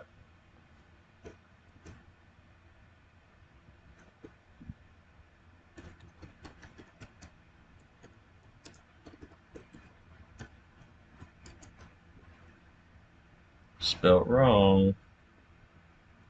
That's the great thing about Google. It'll correct it where the other ones will just say didn't work. Okay. Oh, Will. He has a whole article on it. OMG. Deuteronomy 32 verse, was it verse 8 or verse 28? I'm pretty sure it's this one. So, the number of the children of Israel, or the gods, or angels, or sons of God. Deuteronomy 32 verse 8, the King James Version, the NIV, the New King James Version, and the NASB have, when the Most High divided to the nations their inheritance, when he separated the sons of Adam, he set the bounds of the people according to the number of the children of Israel. Deuteronomy 32 verse 8 in the ESV, it says the same thing, but it says according to the number of the sons of God. So we have the difference between the children of Israel and the sons of God. A footnote, compare the Dead Sea Scroll, Septuagint, Masoretic Text, sons of Israel. New Revised Standard Version has the number of the gods. Dan Wallace and Company's NET version. When people say, I love the NET, it's like, man, I mean, it is so bad. Dan Wallace and his company's NET version actually says the Heavenly Assembly. The New Brenton Translation 2012 says the angels of God, so it's based upon this Greek Septuagint. But wait, there's more scholarly shenanigans afoot. Now, the New English Septuagint version of 2014 has come out and reads the Divine Sons. So it doesn't even read like the old Septuagints. I like how it says Septuagints, because there are many Septuagints. It's like, Other modern Bible versions that reject the Hebrew Masoretic text here say sons of God, sons of children of Israel, rather than the children of Israel, are the liberal RSV, which was the first Bible version to follow this erroneous reading, while the later New Revised Standard Version of 1989 says, according to the number of the gods. Dan Wallace's net version, sort of. Critical Text Common English Bible 2011, based upon the number of the gods. The Voice and ISV. So this ISV is the one that Rob would support, and that's the number of the children of God. Likewise, the comic book, the comic book, I didn't even know that existed. The New Living Translation of 2013 says, according to the number of the heavenly court. It's just, I shouldn't laugh, because it's like the Bible says, if you add to or take away from, the words, your part will be taken from the book of life. It's very serious. And when it footnotes Dead Sea Scrolls, which read the number of the sons of God, and Greek version, which reads the number of the angels of God, Masoretic text reads the number of the sons of Israel. Okay, so that's the footnote. Okay, so in other words, they rejected what is the clear reading of the Hebrew text and badly paraphrased a wrong text, and they passed this stuff off as the latest in Bible scholarship. And this is one of the amazing things. It's like, that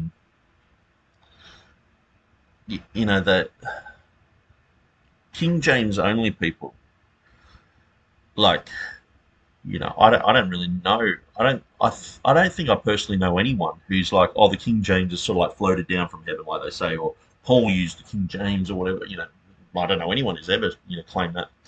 I mean, it's so dumb. And people do full serious videos. Like, I was watching this guy this morning, and he's like, I can't believe these King James people say that Paul read the King James version. It wasn't written for 1600 years later, and it's just like, oh, are you serious? Like that? But if I was Mark Ward, if I was a non-Christian like Mark Ward, and I wanted to make critical text guys look stupid, I would do a video of this guy and say, look, critical text guys are not scholarly; they're idiots. It's like, but I'm a Christian, so I won't do that. I won't smear people and slander people and pigeonhole them, and whole groups of people just say that because of the actions of one, just demonize everyone.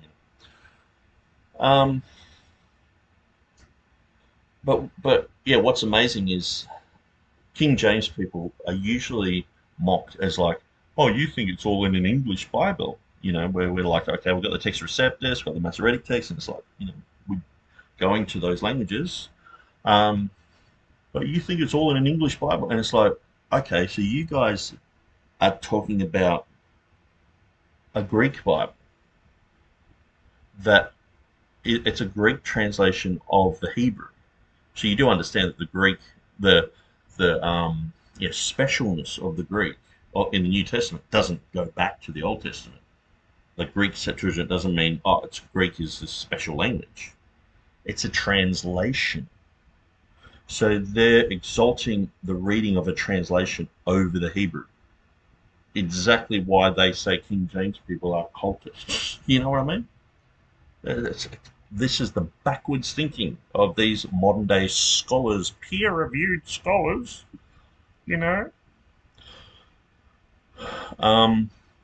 Catholic versions. Okay, so he does quite a bit there. Catholic versions and what they read, if you want to go through that.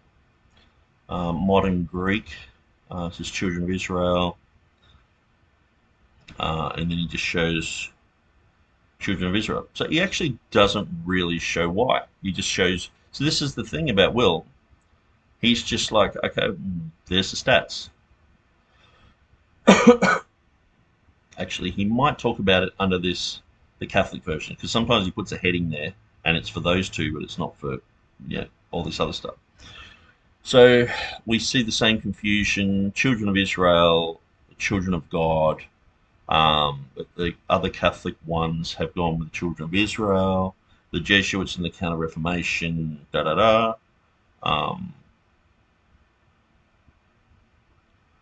Okay.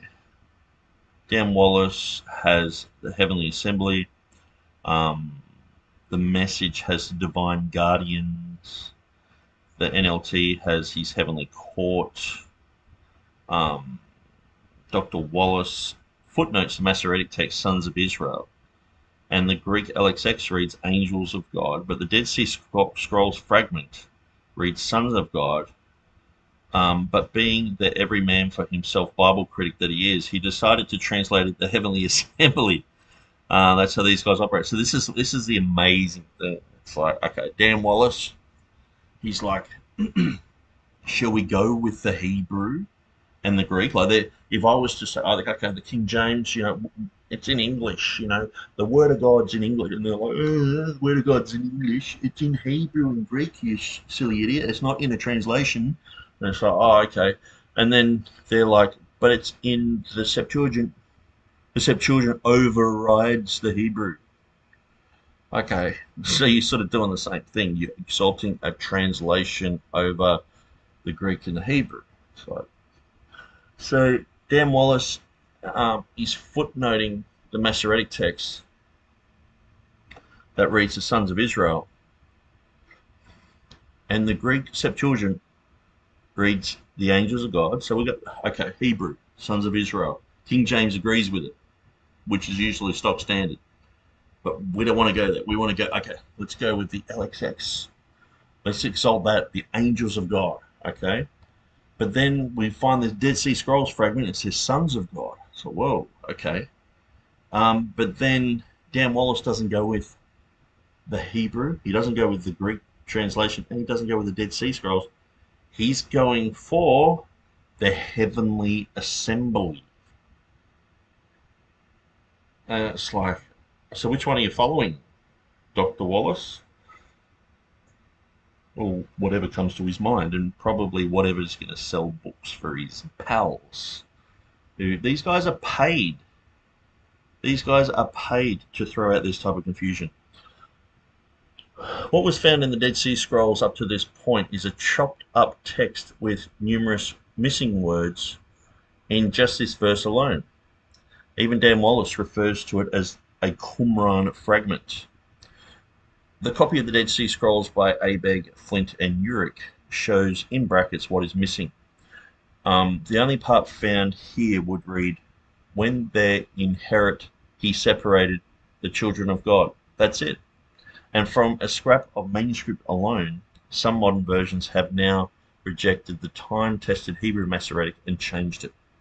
And so that's the thing. I find this one scrap, and it's like, is that part of the original text, or is that part of just someone wrote a commentary, or is that a page next to it where it's like they were saying, oh, this is related to this other verse and this and that, and it's like, how many people know really about this? Does Rob know about this? The reading of according to the number of children of Israel is the reading found in all Hebrew Masoretic texts, as well as the Syriac Peshitta, according to the number of the children of Israel. All Jewish translations, like the Jewish Family Bible, Ancient Hebrew Bible, the Jewish Publication Society, Hebrew Publishing Company Translation, Jewish Version 985, Hebrew Names, Complete Jewish Bible, etc. It all has the children of Israel. Okay, so it's basically just, Will sums it up. ESV, ISV, but then we have KJV, NIV, and NASB. So it's like you have the NASB and the NIV on one side, and the ESV and the ISV on the other side, and it's like we're doing a debate on, are modern Bibles trustworthy, and is the King James better than modern Bibles? But here we see another example of where these Bibles are against Rob. They're against Rob's reading. So other scholars of the NIV and the NASB, they're peer reviewed, and they're trained in the same ecclesiastical cemetery that these other guys are trained in. So why Why the difference? So basically, it's just a departure from the Hebrew. So if you want to add to or take to from the Word of God, why don't you do this in other verses? Why only when it's like you're trying to squeeze in the Elohim, squeeze in the Nephilim, squeeze in the rape of women by demons, and squeeze in all these other gods from the Book of Enoch, and it's you guys are doing what the Mormons are doing, what the Jehovah's Witnesses have been doing, what cults have been doing. You're twisting the word of God. The Bible clearly says the children of Israel in the Masoretic text. So you guys are going with sons of God. So I'll just look at the ISV, seeing that's what Rob. Okay, so he's going with the children of God.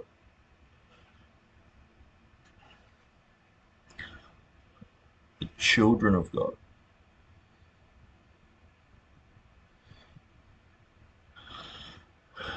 Okay. Well, this gives us a bit of a platform to work on. So when we're going more and more through Rob's stuff, we'll look at Heiser and we'll look at what he says about this, and because this is only just a passing mention. Rob's just mentioned it, but he's going to Isaiah 53, so we'll go there. Where it speaks about the sons of God versus the children of Israel in the KJV. But this one, since we're Christians, I think this really goes right down to the nitty-gritty of it, like as far as our faith is concerned. I'm not saying you won't be a Christian if you read the KJV. I would happily use the KJV in a evangelistic sense. But it's the Dead Sea Scrolls that authenticates the Christian argument that Isaiah 53 is applied to Jesus. The Masoretes corrupted the rendering here, and the translators of the KJV didn't know that. So the KJV, you can actually see it in the English. Translators of the King James Version didn't realize that the Masoretes had corrupted it. So I can almost guarantee that when we go and look at this, what will happen is it'll be a Vulgate reading, it'll be a Septuagint reading, it'll be a reading that the King James Version knew about, but rejected. And then it's like, it was found in the Dead Sea Scrolls, so that overrides everything. It's like, no. The Dead Sea, why don't you just do a translation of the Dead Sea Scrolls? Bring that out. You know what I mean? The Bible said, it's the received text. It's the text received by the church. It's the one that's been accepted all the way along, not something that, we've found this mysterious reading that's been missing for, 2,000-3,000 years. Now we've got it today. It's like, no, God's people have God's word. And so, anyway, let's just continue. It's a bit odd. He shall see of the travail of his soul and shall be satisfied. But in the Dead Sea Scrolls, so this is basically Good Friday, right? But the Dead Sea Scrolls not only has Good Friday, it even has Resurrection Sunday. Out of the suffering of his soul, he will see light.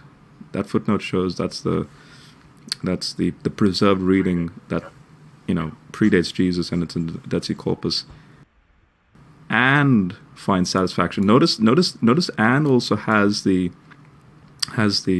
footnote here, whereas the KJV translator had to guess purely because of Hebrew grammar, to for the English to flow nicely. So he shall see of the travail of his soul. There's no mention of light, but to continue the thought, the translator put it in italics, and whenever you see italics, it means it's not in the original Masoretic text, right? So the translator was like, and shall be satisfied, but the Dead Sea Scrolls actually shows it's and. So how much time do I have left, Donnie? You've got exactly 2 minutes and 2 seconds. Okay, so let's see. Let's do my usual thing. So Isaiah 53, verse 11. So I'll just escape that. So I might go here. Oops. 53, verse 11. And we'll go Will Kinney again.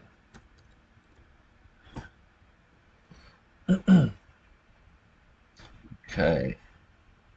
Dead Sea Scrolls Fiasco. I think I'll go to Will's site. My one might be a bit old. Okay, so let's go to 53:11. 11. Okay. He shall see the travail of his soul and shall be satisfied. By his knowledge shall my righteous servant justify many, for he shall bear their iniquities. So read numerous Bible translations, including the Geneva, Bishop's, Young's, and so you get the drift. New King James also reads like the King James and has that. But then the King James Version in the footnote says, following Masoretic text, Targum and Vulgate, Dead Sea Scrolls, and Septuagint read from the labour of his souls, he shall see light. So the Septuagint reads that, the Vulgate reads that, the Targums read that. So obviously the King James translators did know about that. Let's just see what Rob said here. Let's just rewind this. Okay, so we're on 37. Let's go back to 35. It's a bit odd. He shall see of the travail of his soul and shall be satisfied. But in the Dead Sea Scrolls, so this is basically Good Friday, right? But the Dead Sea Scrolls not only has Good Friday, it even has Resurrection Sunday. Out of the suffering of his soul, he will see light. That footnote shows that's the preserved reading that, predates Jesus, and it's in the Dead Sea Corpus, and finds satisfaction. Notice, and also has the. Okay. So this is basically Good Friday, right? Listen to this. But the Dead Sea Scrolls not only has Good Friday, it even has Resurrection Sunday. Out of the suffering of his soul, he will see light. That footnote shows that's the preserved reading that, predates Jesus, and it's in the Dead Sea Corpus, and finds satisfaction. Notice, and also has the footnote here, whereas the KJV translator had to guess purely because of Hebrew grammar, to for the English to flow nicely. So he shall see of the travail of his soul. There's no mention of light, but to continue the thought, the translator put it in italics, and whenever you say italics, it means it's not in the original Masoretic text, right? So the translator was like, and shall be satisfied, but the Dead Sea Scrolls actually shows it's and. So how much time do I have left, Donnie? Okay, so actually, sorry about that, but I'm just going to go back a bit further, because he does say the King James translators didn't know what's about actually going on in the underlying text. Probably my absolute favorite, since I know I'm running out of time very quickly, is basically Isaiah 53:11. And I can also go into other passages like Deuteronomy 32 verse 8, where it speaks about the sons of God versus the children of Israel in the KJV. But this one, since we're Christians here, I think this really goes right down to the nitty-gritty of it, like as far as our faith is concerned. Now, I'm not saying you won't be a Christian if you read the KJV. I would happily use the KJV in a evangelistic sense. But it's the Dead Sea Scrolls that authenticates the Christian argument that Isaiah 53 is applied to Jesus. The Masoretes corrupted the rendering here, and the translators of the KJV didn't know that. The translators of the King James Version didn't know that the Masoretes had gotten rid of the resurrection here. Okay, so here's the guys like, say, John Boyce, probably of that era, probably the main guy for the Apocrypha. He knew Septuagint literature fluently. Yeah, he was an expert in the Septuagint. Probably the main guy of that whole era. Probably one of the best ones, the best scholars of the Septuagint ever. These guys, they didn't know that there was a,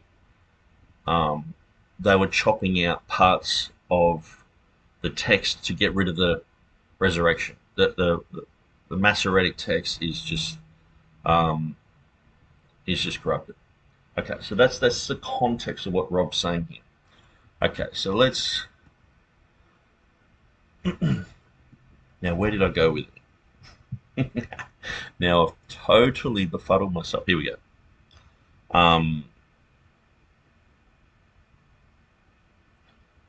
Okay, so King James Version footnote is highly misleading, in fact, downright deceptive. The so-called Greek Septuagint verse of Isaiah 53:11 is almost unrecognizable. It differs significantly from the Hebrew Masoretic text. Okay, so let's just see what this New King James version. I've found that the footnotes are so bad in the New King James. He shall see the labor of his soul, number one. And so it says here, following Masoretic texts, the Targum and Vulgate, Dead Sea Scrolls and Septuagint read from this. So I've found that sometimes they say the Masoretic text says this and that, and it's like, no, the King James Version is following the Masoretic text. And so sometimes they just make that error. Here he's saying the so-called Greek Septuagint verse of Isaiah 53:11 is almost unrecognizable. It differs significantly from the Hebrew Masoretic text. So Brenton's Greek Septuagint actually reads, "The Lord also is pleased to take away from the travail of his soul, to show him light, and to form him with understanding, to justify the just one who serves many well, and he shall bear their sins." Go back and read it again. It is almost totally different in meaning than the Hebrew text or any translation in any Bible ever published. The only thing that is the same is the last line, "and he shall bear their sins." Other than this point, nothing is the same. So for the New King James to tell us that the NIV's extra words come from the LXX is more than a little lame and misleading. The NIV clearly departs from the Hebrew Masoretic text in verse 11. There we read in the King James, "He shall see of the travail of his soul and should be satisfied." This is the exact reading or basic meaning of the NASB, New King James Version, Revised Standard Version, and the ESV. Not even the Holman Standard 2003 edition, the 2011 Names of God Bible, or even Dan Wallace's NET version decided to follow the NIV here. The Holman Christian Standard keeps changing its texts. The Holman Standard of 2003 says, "He shall see it out of his anguish, and he shall be satisfied with his knowledge. My righteous servant will justify many, and he will carry their iniquities." But now the Holman Standard of 2009, "After his anguish he will see light and be satisfied. By his knowledge my righteous servant will justify many, and he will carry their iniquities."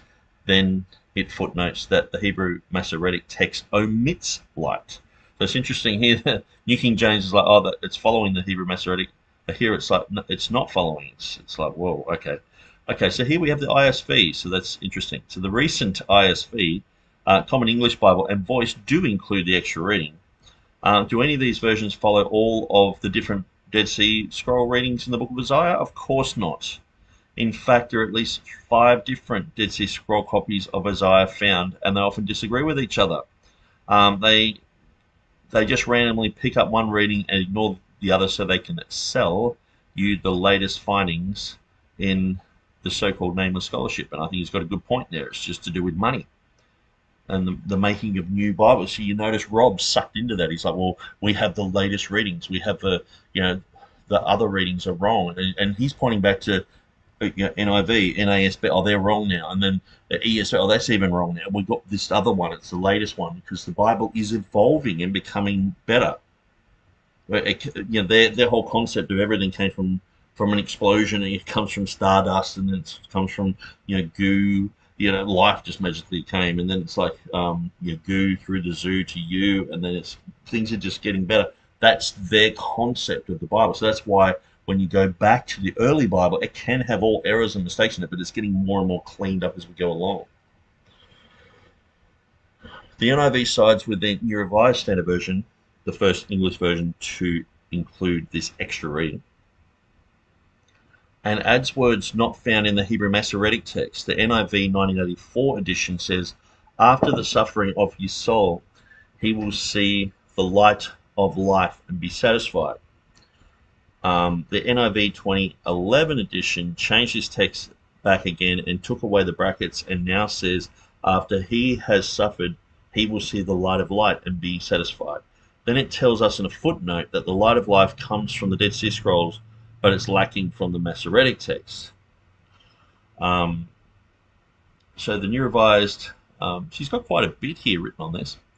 The New Revised Standard Version footnote tells us that this it comes from one manuscript called Q, but the Masoretic text does not have it. It is of interest that the latest scholarship of the English Standard Version from 2001-2011 goes back to the King James Bible reading and rejects the NIV's added words. Is it any wonder that modern Bible proponents are tossed to and fro by every wind of doctrine, and have no settled final authority? Okay, so then it goes into Isaiah 54 verse 9. So that was quite interesting. So this is one of Rob's go-to things. Isaiah 53. Oh, the resurrection's taken out. The King James translators had no idea about this, even though they were fluent in Hebrew. They knew the Masoretic text. They created their own Masoretic text. Even though John Boyce is probably the leading expert on the Apocrypha and on Greek Old Testament literature, they didn't know these things, especially in a verse like Isaiah 53, which is quite popular with Christians, and they would have read through that and compared it. And so the thing is, I can go through it, and like I showed you how I would do a study and go through it. Well, I say with Easter, where I've done all that, years and years ago, and I'm sort of building and building. I'm going through some of the sermons of Lancelot Andrewes on Easter and things like that. So you're getting exactly from the horse's mouth what they think of the word Easter and how they determine its usage and things like that. So imagine doing that here, like finding sermons from any of the King James translators and, or anyone in that Reformation period on Isaiah 53. And them reading through, and even just Calvin's commentary. I'm sure that people have written a lot about this. So that's the thing. You start going through this, Reformation, post-Reformation era stuff, and they will point out, oh, there's a difference here, but the reason that we reject this is because of this and that, and usually they've got a really good argument. And usually because half of these guys could read Greek, they could read Hebrew, they understood translational methodology, they could read Latin, they could look at Syriac, they could look at other things, and they're like, well, this is our scholarly understanding, where it's not like Rob, where it's just like another thing that Heiser pointed out, or one of his gurus that he's going to. And so the thing is, I don't want you to think that I'm going to Will King as like a scholar, like he would go to Heiser or something like that. The reason I go to Will King is because he's done the work that I would be doing. And some like I just read through this thing on the Dead Sea Scrolls, he's just saying, okay, NIV says this, the footnote says this, the ESV says this, their footnote says, and it just shows you very quickly and without having to, find all that information. It just goes through it very quickly and just shows you how muddled these modern versions are. Okay, so he said he's got 2.5 minutes to go. I might be able to finish it. So the KJV, you can actually see it in the English. It's a bit odd. He shall see of the travail of his soul and shall be satisfied. But in the Dead Sea Scrolls, so this is basically Good Friday, right? But the Dead Sea Scrolls not only has Good Friday, it even has Resurrection Sunday. Out of the suffering of his soul, he will see light. That footnote shows that's the preserved reading that predates Jesus, and it's in the Dead Sea Corpus, and find satisfaction. Notice, and also has the footnote here. Now, if he wasn't talking about the Dead Sea Scrolls, if he was talking about something else, I would say that this is because it's a translation, and this is what you find with, many times the conjunction won't be in the Hebrew, but it's implied. You have to put it in there to make it understandable in English, but it's just as understandable in Hebrew. But we have to put in an and just to make the sentence make sense and to be grammatically correct. And so sometimes when things are from a translation, like say even the English here, they do that. So they would do that in the Latin, they'll do that in the Greek as well, they put a chi there. But then when they're translating it back to Hebrew, that's when it's, oh, there's an extra and here. And so that would be one of the things that I would look at as well. This extra and, is it because it was translated into Greek and then back into Hebrew or something like that, or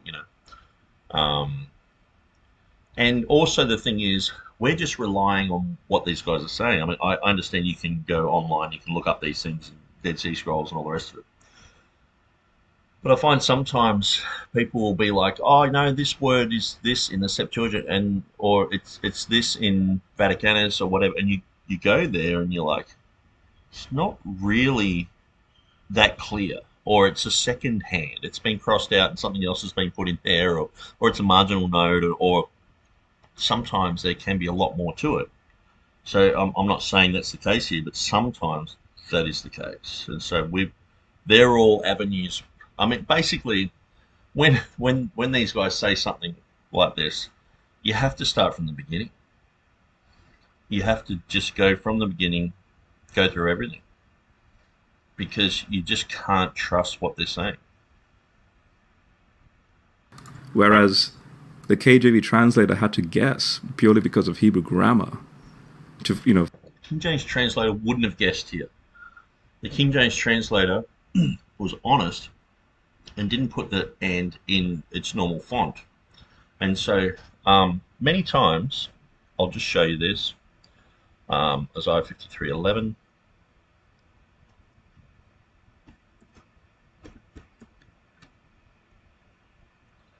Okay, so I'll just go KJV.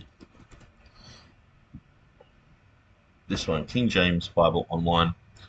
It's a good quick reference to jump to KJV 16:11.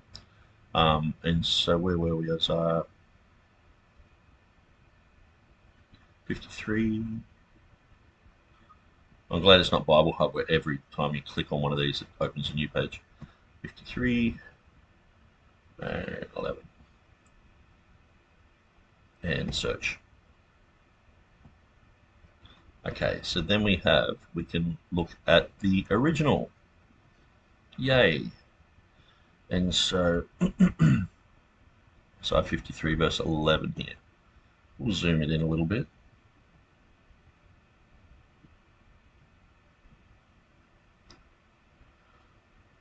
Okay, and he shall see of the travail of his soul and shall be satisfied. Okay, so that's what I wanted to check, to see if the end really was italicized, because in the Blaney editions there are quite a few more italics put into the text, and I think in 1611 italicism was it was what it was back then, but then by 1769 it had tightened up quite a bit, and so they wanted italics on, let's say, for example, Matthew chapter 1 verse 17, where it says, better get a Bible. These are the generations. It says Matthew, where it says all the generations from Abraham to David are 14 generations. So notice the are there. And from David until the carrying away into Babylon are 14 generations. And from the carrying away into Babylon to Christ are 14 generations. So I know in the Geneva, I'm pretty sure they have one italic there, but the King James had no italics there. The R's are just, they're all part of the verse. But then you go to the Blaney and the R's are in italics, and it's like, I guess it just comes down to the standard, like people would see that's implied and has to be in the text, but sometimes an and has to be implied and be in the text just for a sentence to make sense. And so, we see that the and here is legitimate, and so that would be part of what I would do, is look up the original 1611. But then you've also got the issue of print errors and things like that, and so sometimes checking to see what this says later on, just making sure. And so I would go to Textus Receptus Bibles, and so this is part of it. So yeah, I'll go there. Isaiah 53:11. Okay. Isaiah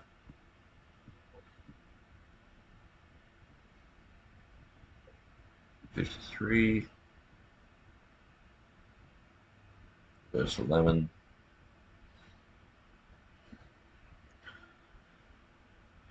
Okay, so we can see the "and" is in italics in the Blaney edition, but notice he hasn't put it in italics in the 1611, and that's one of the downfalls of this website. I really enjoy it. I think it's great, but sometimes, like say even if we're in the New Testament and it's got the Textus Beza and Textus Scrivener, I just know that Textus Beza isn't actually the copied over Textus Beza, and looked line upon line, and what the sort of work that I've been doing on my website, what it is basically the Textus Scrivener with a list that Scrivener made of differences, and they've been changed.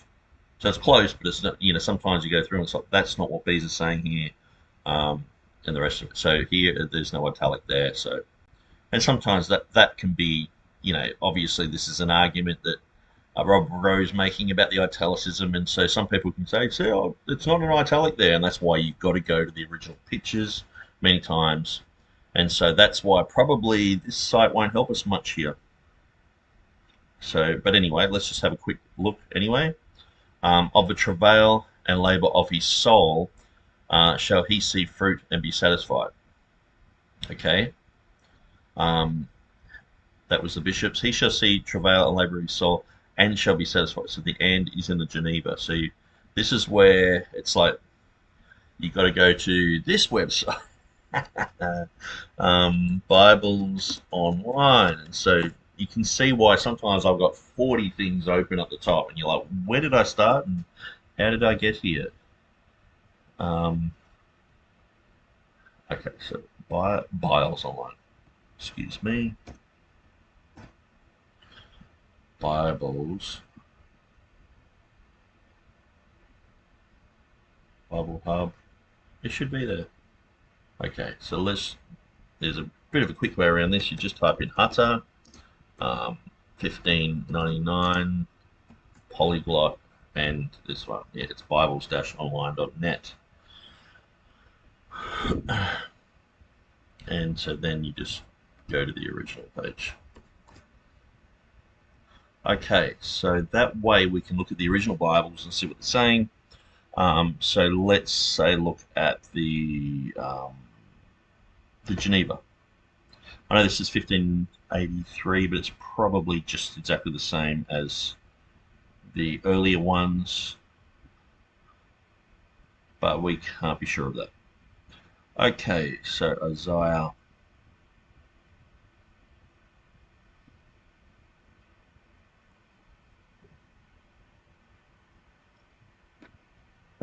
Okay. There's like 1,000 pages in Isaiah, and we're going to try and find 53 in the Roman numerals. XV.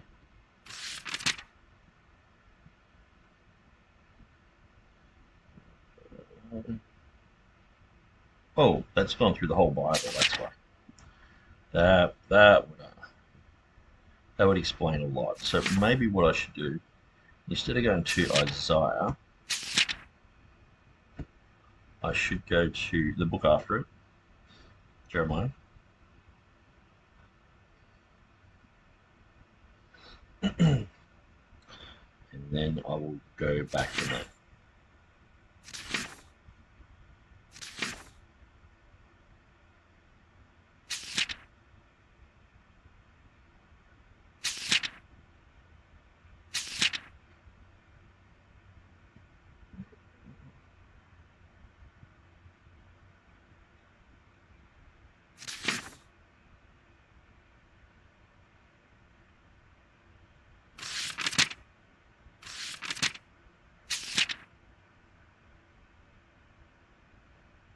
Too far. Sorry to bore you with this, guys. I feel like I'm just studying at home, and it's like I know I'm live, and it must be frustrating. Okay, let's zoom in here. And this is what I would do. I would grab this and I would copy that into my website. So I would grab this verse and also check if there's any footnotes. So he shall see of the travail of his soul, and then it's got this thing in brackets, shall be satisfied. So I think that's a letter for and it's in brackets, which is like an italic. Okay, so that's quite interesting. So that Geneva Bible has the italic there. I can't see any. Okay, well, we've got a Q there. We've got a P here. Okay, let's follow the P. Man of a P. What's your P's and Q's?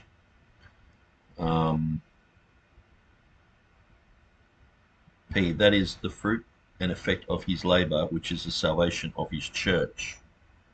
Christ shall justify by faith through his word, whereas Moses could not justify by the law. So yeah, what I would do is copy that verse, put it into my page, and I would also copy those two footnotes and put that with it, just so people can know exactly what the bishop said there. And that's in italics, that and so that shows it's not just the King James guys not knowing what's going on. The Geneva Bible guys did exactly the same thing with the and in italics there, because they knew that just to have proper English grammar, that's what you needed. So anyway, I've rabbit trailed so far. Let's just continue. For the English to flow nicely. So he shall see of the travail of his soul. There's no mention of light. But to continue the thought, the translator put it in italics, and whenever you say italics, it means it's not in the original Masoretic text, right? So the translator was... That's not what it means. It means that sometimes to create the grammar in English, you have to add words here and there, and it means exactly the same thing. But in their language, they don't consider having a conjunction there as necessary, where we do. That's all it is. Like, and shall be satisfied, but the Dead Sea Scrolls actually shows it's and. So, how much time do I have left, Donnie? You've got exactly 2 minutes and 2 seconds. Okay. I mean, I could go into many other examples, like, let's see, 1 Samuel 1, where it talks about down over here. Here we go. So in 1 Samuel 1, now this is in regards to the accuracy with respect to the ancient Near East. Let me also bring you to the KJV, where with respect to this issue over here, it says, this is 1 Samuel 1, verse 24, when she weaned him, she brought him up with her to Shiloh, along with a 3-year-old bull. But the KJV says, when she had weaned him, she took him up with her with 3 bullocks. Hang on, is it 3-year-old, or is in a singular, like one bull, but it's talking about its age, or is it talking about 3 cows or bulls? And when you go into the ancient Near East and the practices involved at the time of, with respect to what Samuel's getting at, no, there was no practice of 3 bullocks. So what happened was the KJV translator mistranslated the Hebrew rendering here. King James Version mistranslated. So I'm just going to read through some of the comments that we have here. Valid Core says, thanks, going to check it out. I called in and asked Michael Brown when he had Heiser on his show that Genesis 6 says sons of God, and he told me it doesn't say that, and he kept asking if I speak Hebrew. I argued it was already translated correctly, and Michael Brown just kept saying, do you speak Hebrew? As if I can't read the Bible or trust it until I do. And this is one of the things. It's what I call the ascendancy of a scientific dictatorship. And so just like we see with pharmaceutical companies, they're the only ones who have real scientists nowadays. And evolutionists, they're the only real scientists nowadays. And so they put themselves on this pedestal, and we see this within the area of the Bible, where these guys are the go-to gurus. But there are plenty of people who speak fluent Hebrew, who know the same literature as Michael Brown and Heiser, and they come to the conclusions that I would come to. And plenty of people who read Greek and understand those things. And so that's one of the reasons why some people specifically go out of their way to learn Hebrew, to learn Greek, so that those type of accusations can't be thrown against them. Because it's just a cop-out. Can you read Hebrew? And it's like, but at the end of the day, there is a valid point where, reading Hebrew and understanding the Hebrew language, when you're getting into scholarly debates about the definition of Hebrew terms and things like that. I mean, to me, the King James translators spoke fluent Hebrew. So they knew what it was going to be translated as. They translated it correctly. And so for me, I go to my dictionary sort of thing and go to the King James and go, that's how they translated it. And I can look at all the places they translated it and go, well, they varied a few little bits here and there, but that's how they translated it. And so, and then the more I understand those words, that helps me to understand the definition of the Hebrew. So in a way, we have such an accurate translation that all we have to do is really understand the English properly, and we get the correct Hebrew definition anyway. Where these guys are like, well, the Septuagint says this, the Dead Sea Scrolls say this and this other thing, and many times they're reading into a definition the concepts of the Book of Enoch, the concepts coming from ancient Near Eastern literature. They're getting these stories from the Ugaritic, and they're trying to squeeze them into the scriptures. And like he said here, if we look at she took up with her with 3 bullocks and 1 ephah of flour and a bottle of wine, and we see that Rob is saying with these 3 bullocks, oh, that's not part of the culture. That was never part of the ancient Near Eastern culture. And it's like, it doesn't have to be.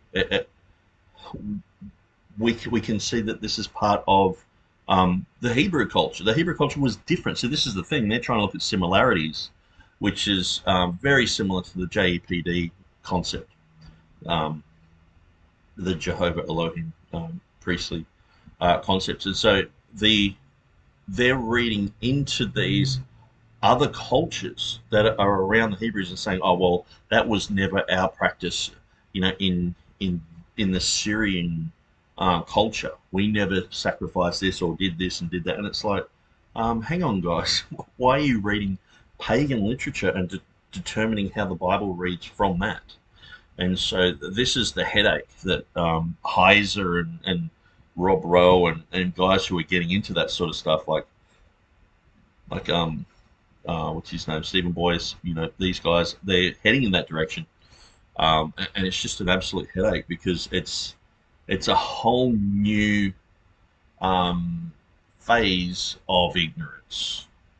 And so anyway, let's just continue with this. So we'll go, I'll do a quick search for, was it 1 Samuel? And we were looking at chapter 1, verse 24. So 1 Samuel, chapter 1, verse 24. And we'll see if Will Kenny has already done his homework here. Someone's talked about it.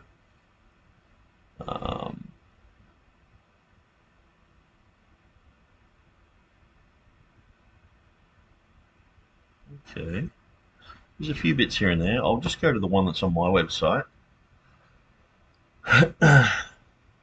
Okay, so let's just go 124. Okay, so it does say a tiny bit here. So it says, the following short list is just a sampling of the divergent and confusing readings that are found among the contradictory modern Bible versions. There are numerous other examples. Among these details are whether Jeremiah 27:1 reads Jehoiakim or Zedekiah, or whether 2 Samuel 21:8 reads Michael, and then it goes through and it says basically all three bullocks. So it's just one of many there. Okay, so it has it here with three bullocks, the King James Version. So these are the ones that are in agreement. The Revised Version of Westcott and Hort, the American Standard Version, and the New King James Version, and the Hebrew text. And so all of those. So we've got, Westcott and Hort got it wrong. So did the American Standard Version guys. They got it wrong too. And the Hebrew text is changing the NIV, Holman's, ESV, NASB to a 3.5-year-old bull from the LXX and the Syriac. Who would have known about the LXX and the Syriac? I mean, the Syriac, you would have looked at Tremelius, Theodore Beza, Janius, vast majority of the King James translators. I mean, it was said that of Tremelius's work that any scholar, anyone who considered himself a scholar, had his edition in their library. The LXX, people would have known about the Septuagint. Like I said, John Boyce, they knew about this reading, and they rejected it, and they went with the Hebrew, because these guys are exalting a translation over the Hebrew. We go with the Hebrew. These guys are saying you can't go with the translation, you can't go with the English, you can't say that the Bible's in an English translation, but then they do that in the Septuagint. And they've got the Syriac just to, solidify it for them. But they're going against. And so, so he's only got a little bit written there. I'm just going to see if there's a few other. Sometimes Will Kinney will just write a whole thing on a forum, but it won't be anywhere else. No, that's just the verse. Let's see if there's anything. English Standard Version. Let's have a look. And let's search for 124. Here we go. 1 Samuel 124. And when he weaned him, she took him up with 3 bullocks, etc. Okay, so the RV, the ASV, the Geneva Bible, New King James, Young's, and others. But these ones, they unite with the reading 3.5-year bull. The footnote tells us this comes from the Syriac and the LXX, so it's pretty much exactly the same thing. But that's in a nice little package. Okay, well, so I'm not going to get much from Will Kinney there, but we will just continue. We'll let Rob continue, and if I have to do this study later because I've really got to shut this down, I'll do it later. So newer translations like the ISV showcase a more accurate rendering, and it actually authenticates the actual practices of the ancient Near East. Finally, So in other words, pagan concepts have entered into Scripture, and we're following them, and we're overriding the Hebrew, the Masoretic text with these concepts. That's pretty much that could be what he's saying. That oftentimes it is. What I'll do is I'll bring up in the 30 just one seconds. one New Testament example from Jude 5, where Jude, like now the 20th edition of the Nessel Island will actually has this rendering. See, all he's doing, and I see many King James guys will do this. They'll just say, the King James reads this. Can you believe what the NIV says? And it'll just show you these differences. They say, okay, the King James reads this. Can you believe what the ESV says here? And half the time, ESV, NIV, they're all different. They're all over the place. I mean, just sometimes you look at the animals, and Will Kinney's got this hilarious thing about don't go on safari with the New King James translator, because it's like one thing's a turtle, and the next thing's a peacock, and the next thing's a whale, and the next thing's it's like they're all over the place, and it's like, and so usually we're the ones just pointing out this simplistic type of this says this, but this says this, and they're different. I mean, but see, really, what Rob's going to be talking about is why they're different. We know there's differences. People have known these differences are there since the Septuagint, since the Vulgate, since wherever these readings have come from. People have known about these for years, and so just because his latest Bible goes with some of these concepts doesn't make it correct. And that's the thing, is like, that's what I was asking him. Why would you go with the Dead Sea Scrolls there? Why wouldn't you go with the?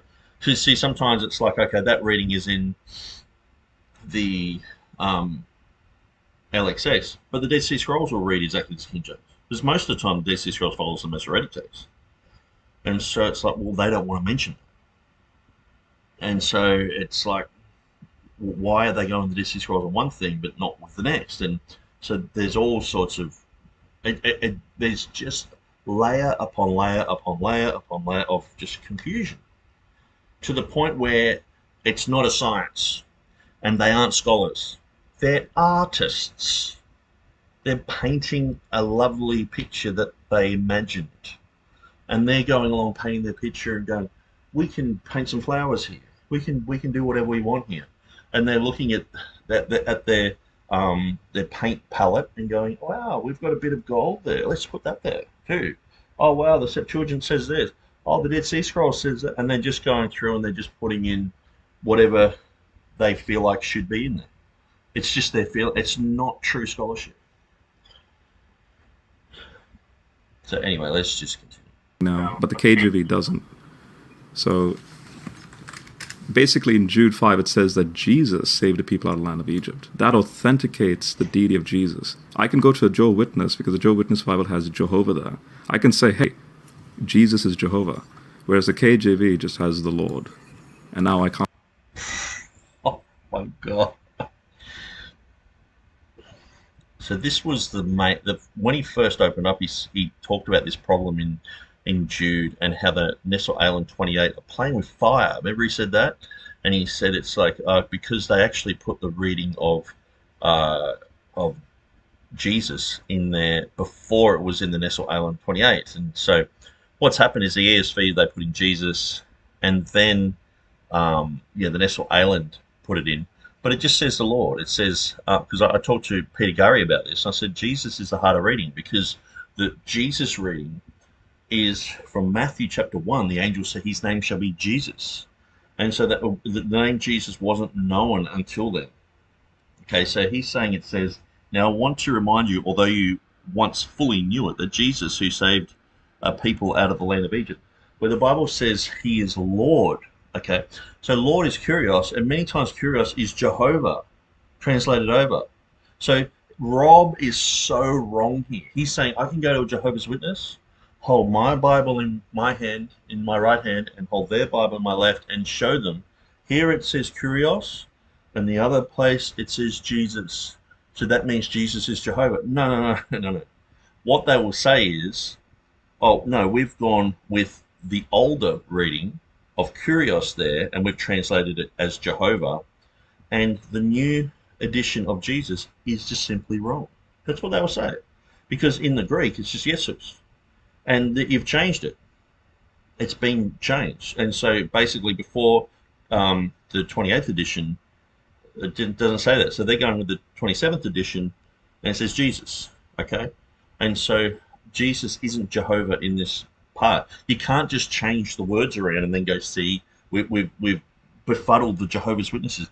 That's the sort of thing that James White tries to do. Like in his early ministry, he was debating and arguing against Mormons and Jehovah's Witnesses, and then he's trying to use that same methodology of debating against King James only people, and trying to put them in a cult bag, and trying to structure things. And so his verse, we can read the Trinity in the Granville Sharp rule and all this sort of stuff, and it's like, man, they've been able to do that for years. The King James translators knew all about that, but he's like, they didn't know anything about it. And our Bible has the deity of Christ stronger in this verse. It's like they've chopped out like 50 verses to do with deity of Christ and the Trinity, but it's like, oh, there's one there that they've twisted around that sort of you can befuddle a Jehovah's Witness about. And it's like, and that's sort of where Rob's going with this. It's like Jesus who saved the people out of Egypt. And it's like, oh, it says Jehovah, and so that means Jesus is Jehovah. And it's like, anyone looking at that would just go, you've only just changed that text in like the last 10 years, since 2013, I think it was. And so it's like 8 years that's been the reading in the Greek. Wow. You are going to convince so many Jehovah's Witnesses. You know what I mean? It's ridiculous. And when I talked to Peter Gurry, he said, "Oh, we went with the reading of Jesus because it's the harder reading. It's just the harder. The Lord is the easiest reading because it's in the vast majority of the texts." And so that's the thing. You go to 1 John 5:7. Oh, it's not in the majority text. It's not in the majority of Greek. Throw it out. Throw it out. But half of these readings aren't the majority. Why aren't they throwing them out? That's because it's art. See, it looks. Oh, when I'm talking Jehovah's Witness, when I'm painting a picture there, I can put that lovely picture in front of them. It's like, man, you're putting something in front of them. It's easily debunked for starters, but it's just not real. It's not true. It's like you using um, the man on the moon footprint to prove how old the moon is. It's you're not thinking properly. It's easily debunked. Um, so anyway, we'll continue. Let Rob finish. Can't make that argument that Jesus is Jehovah. All right, I use my time. All right. Perfect timing. Perfect timing to the both of you. I appreciate that, Rob and Nick. That concludes the 15-minute opening statements. Thank you to both Nick and Rob for your opening statements. Both. Okay, so I'm going to finish it there. Thanks for that, guys. Thanks for joining us. I'm going to shut this down.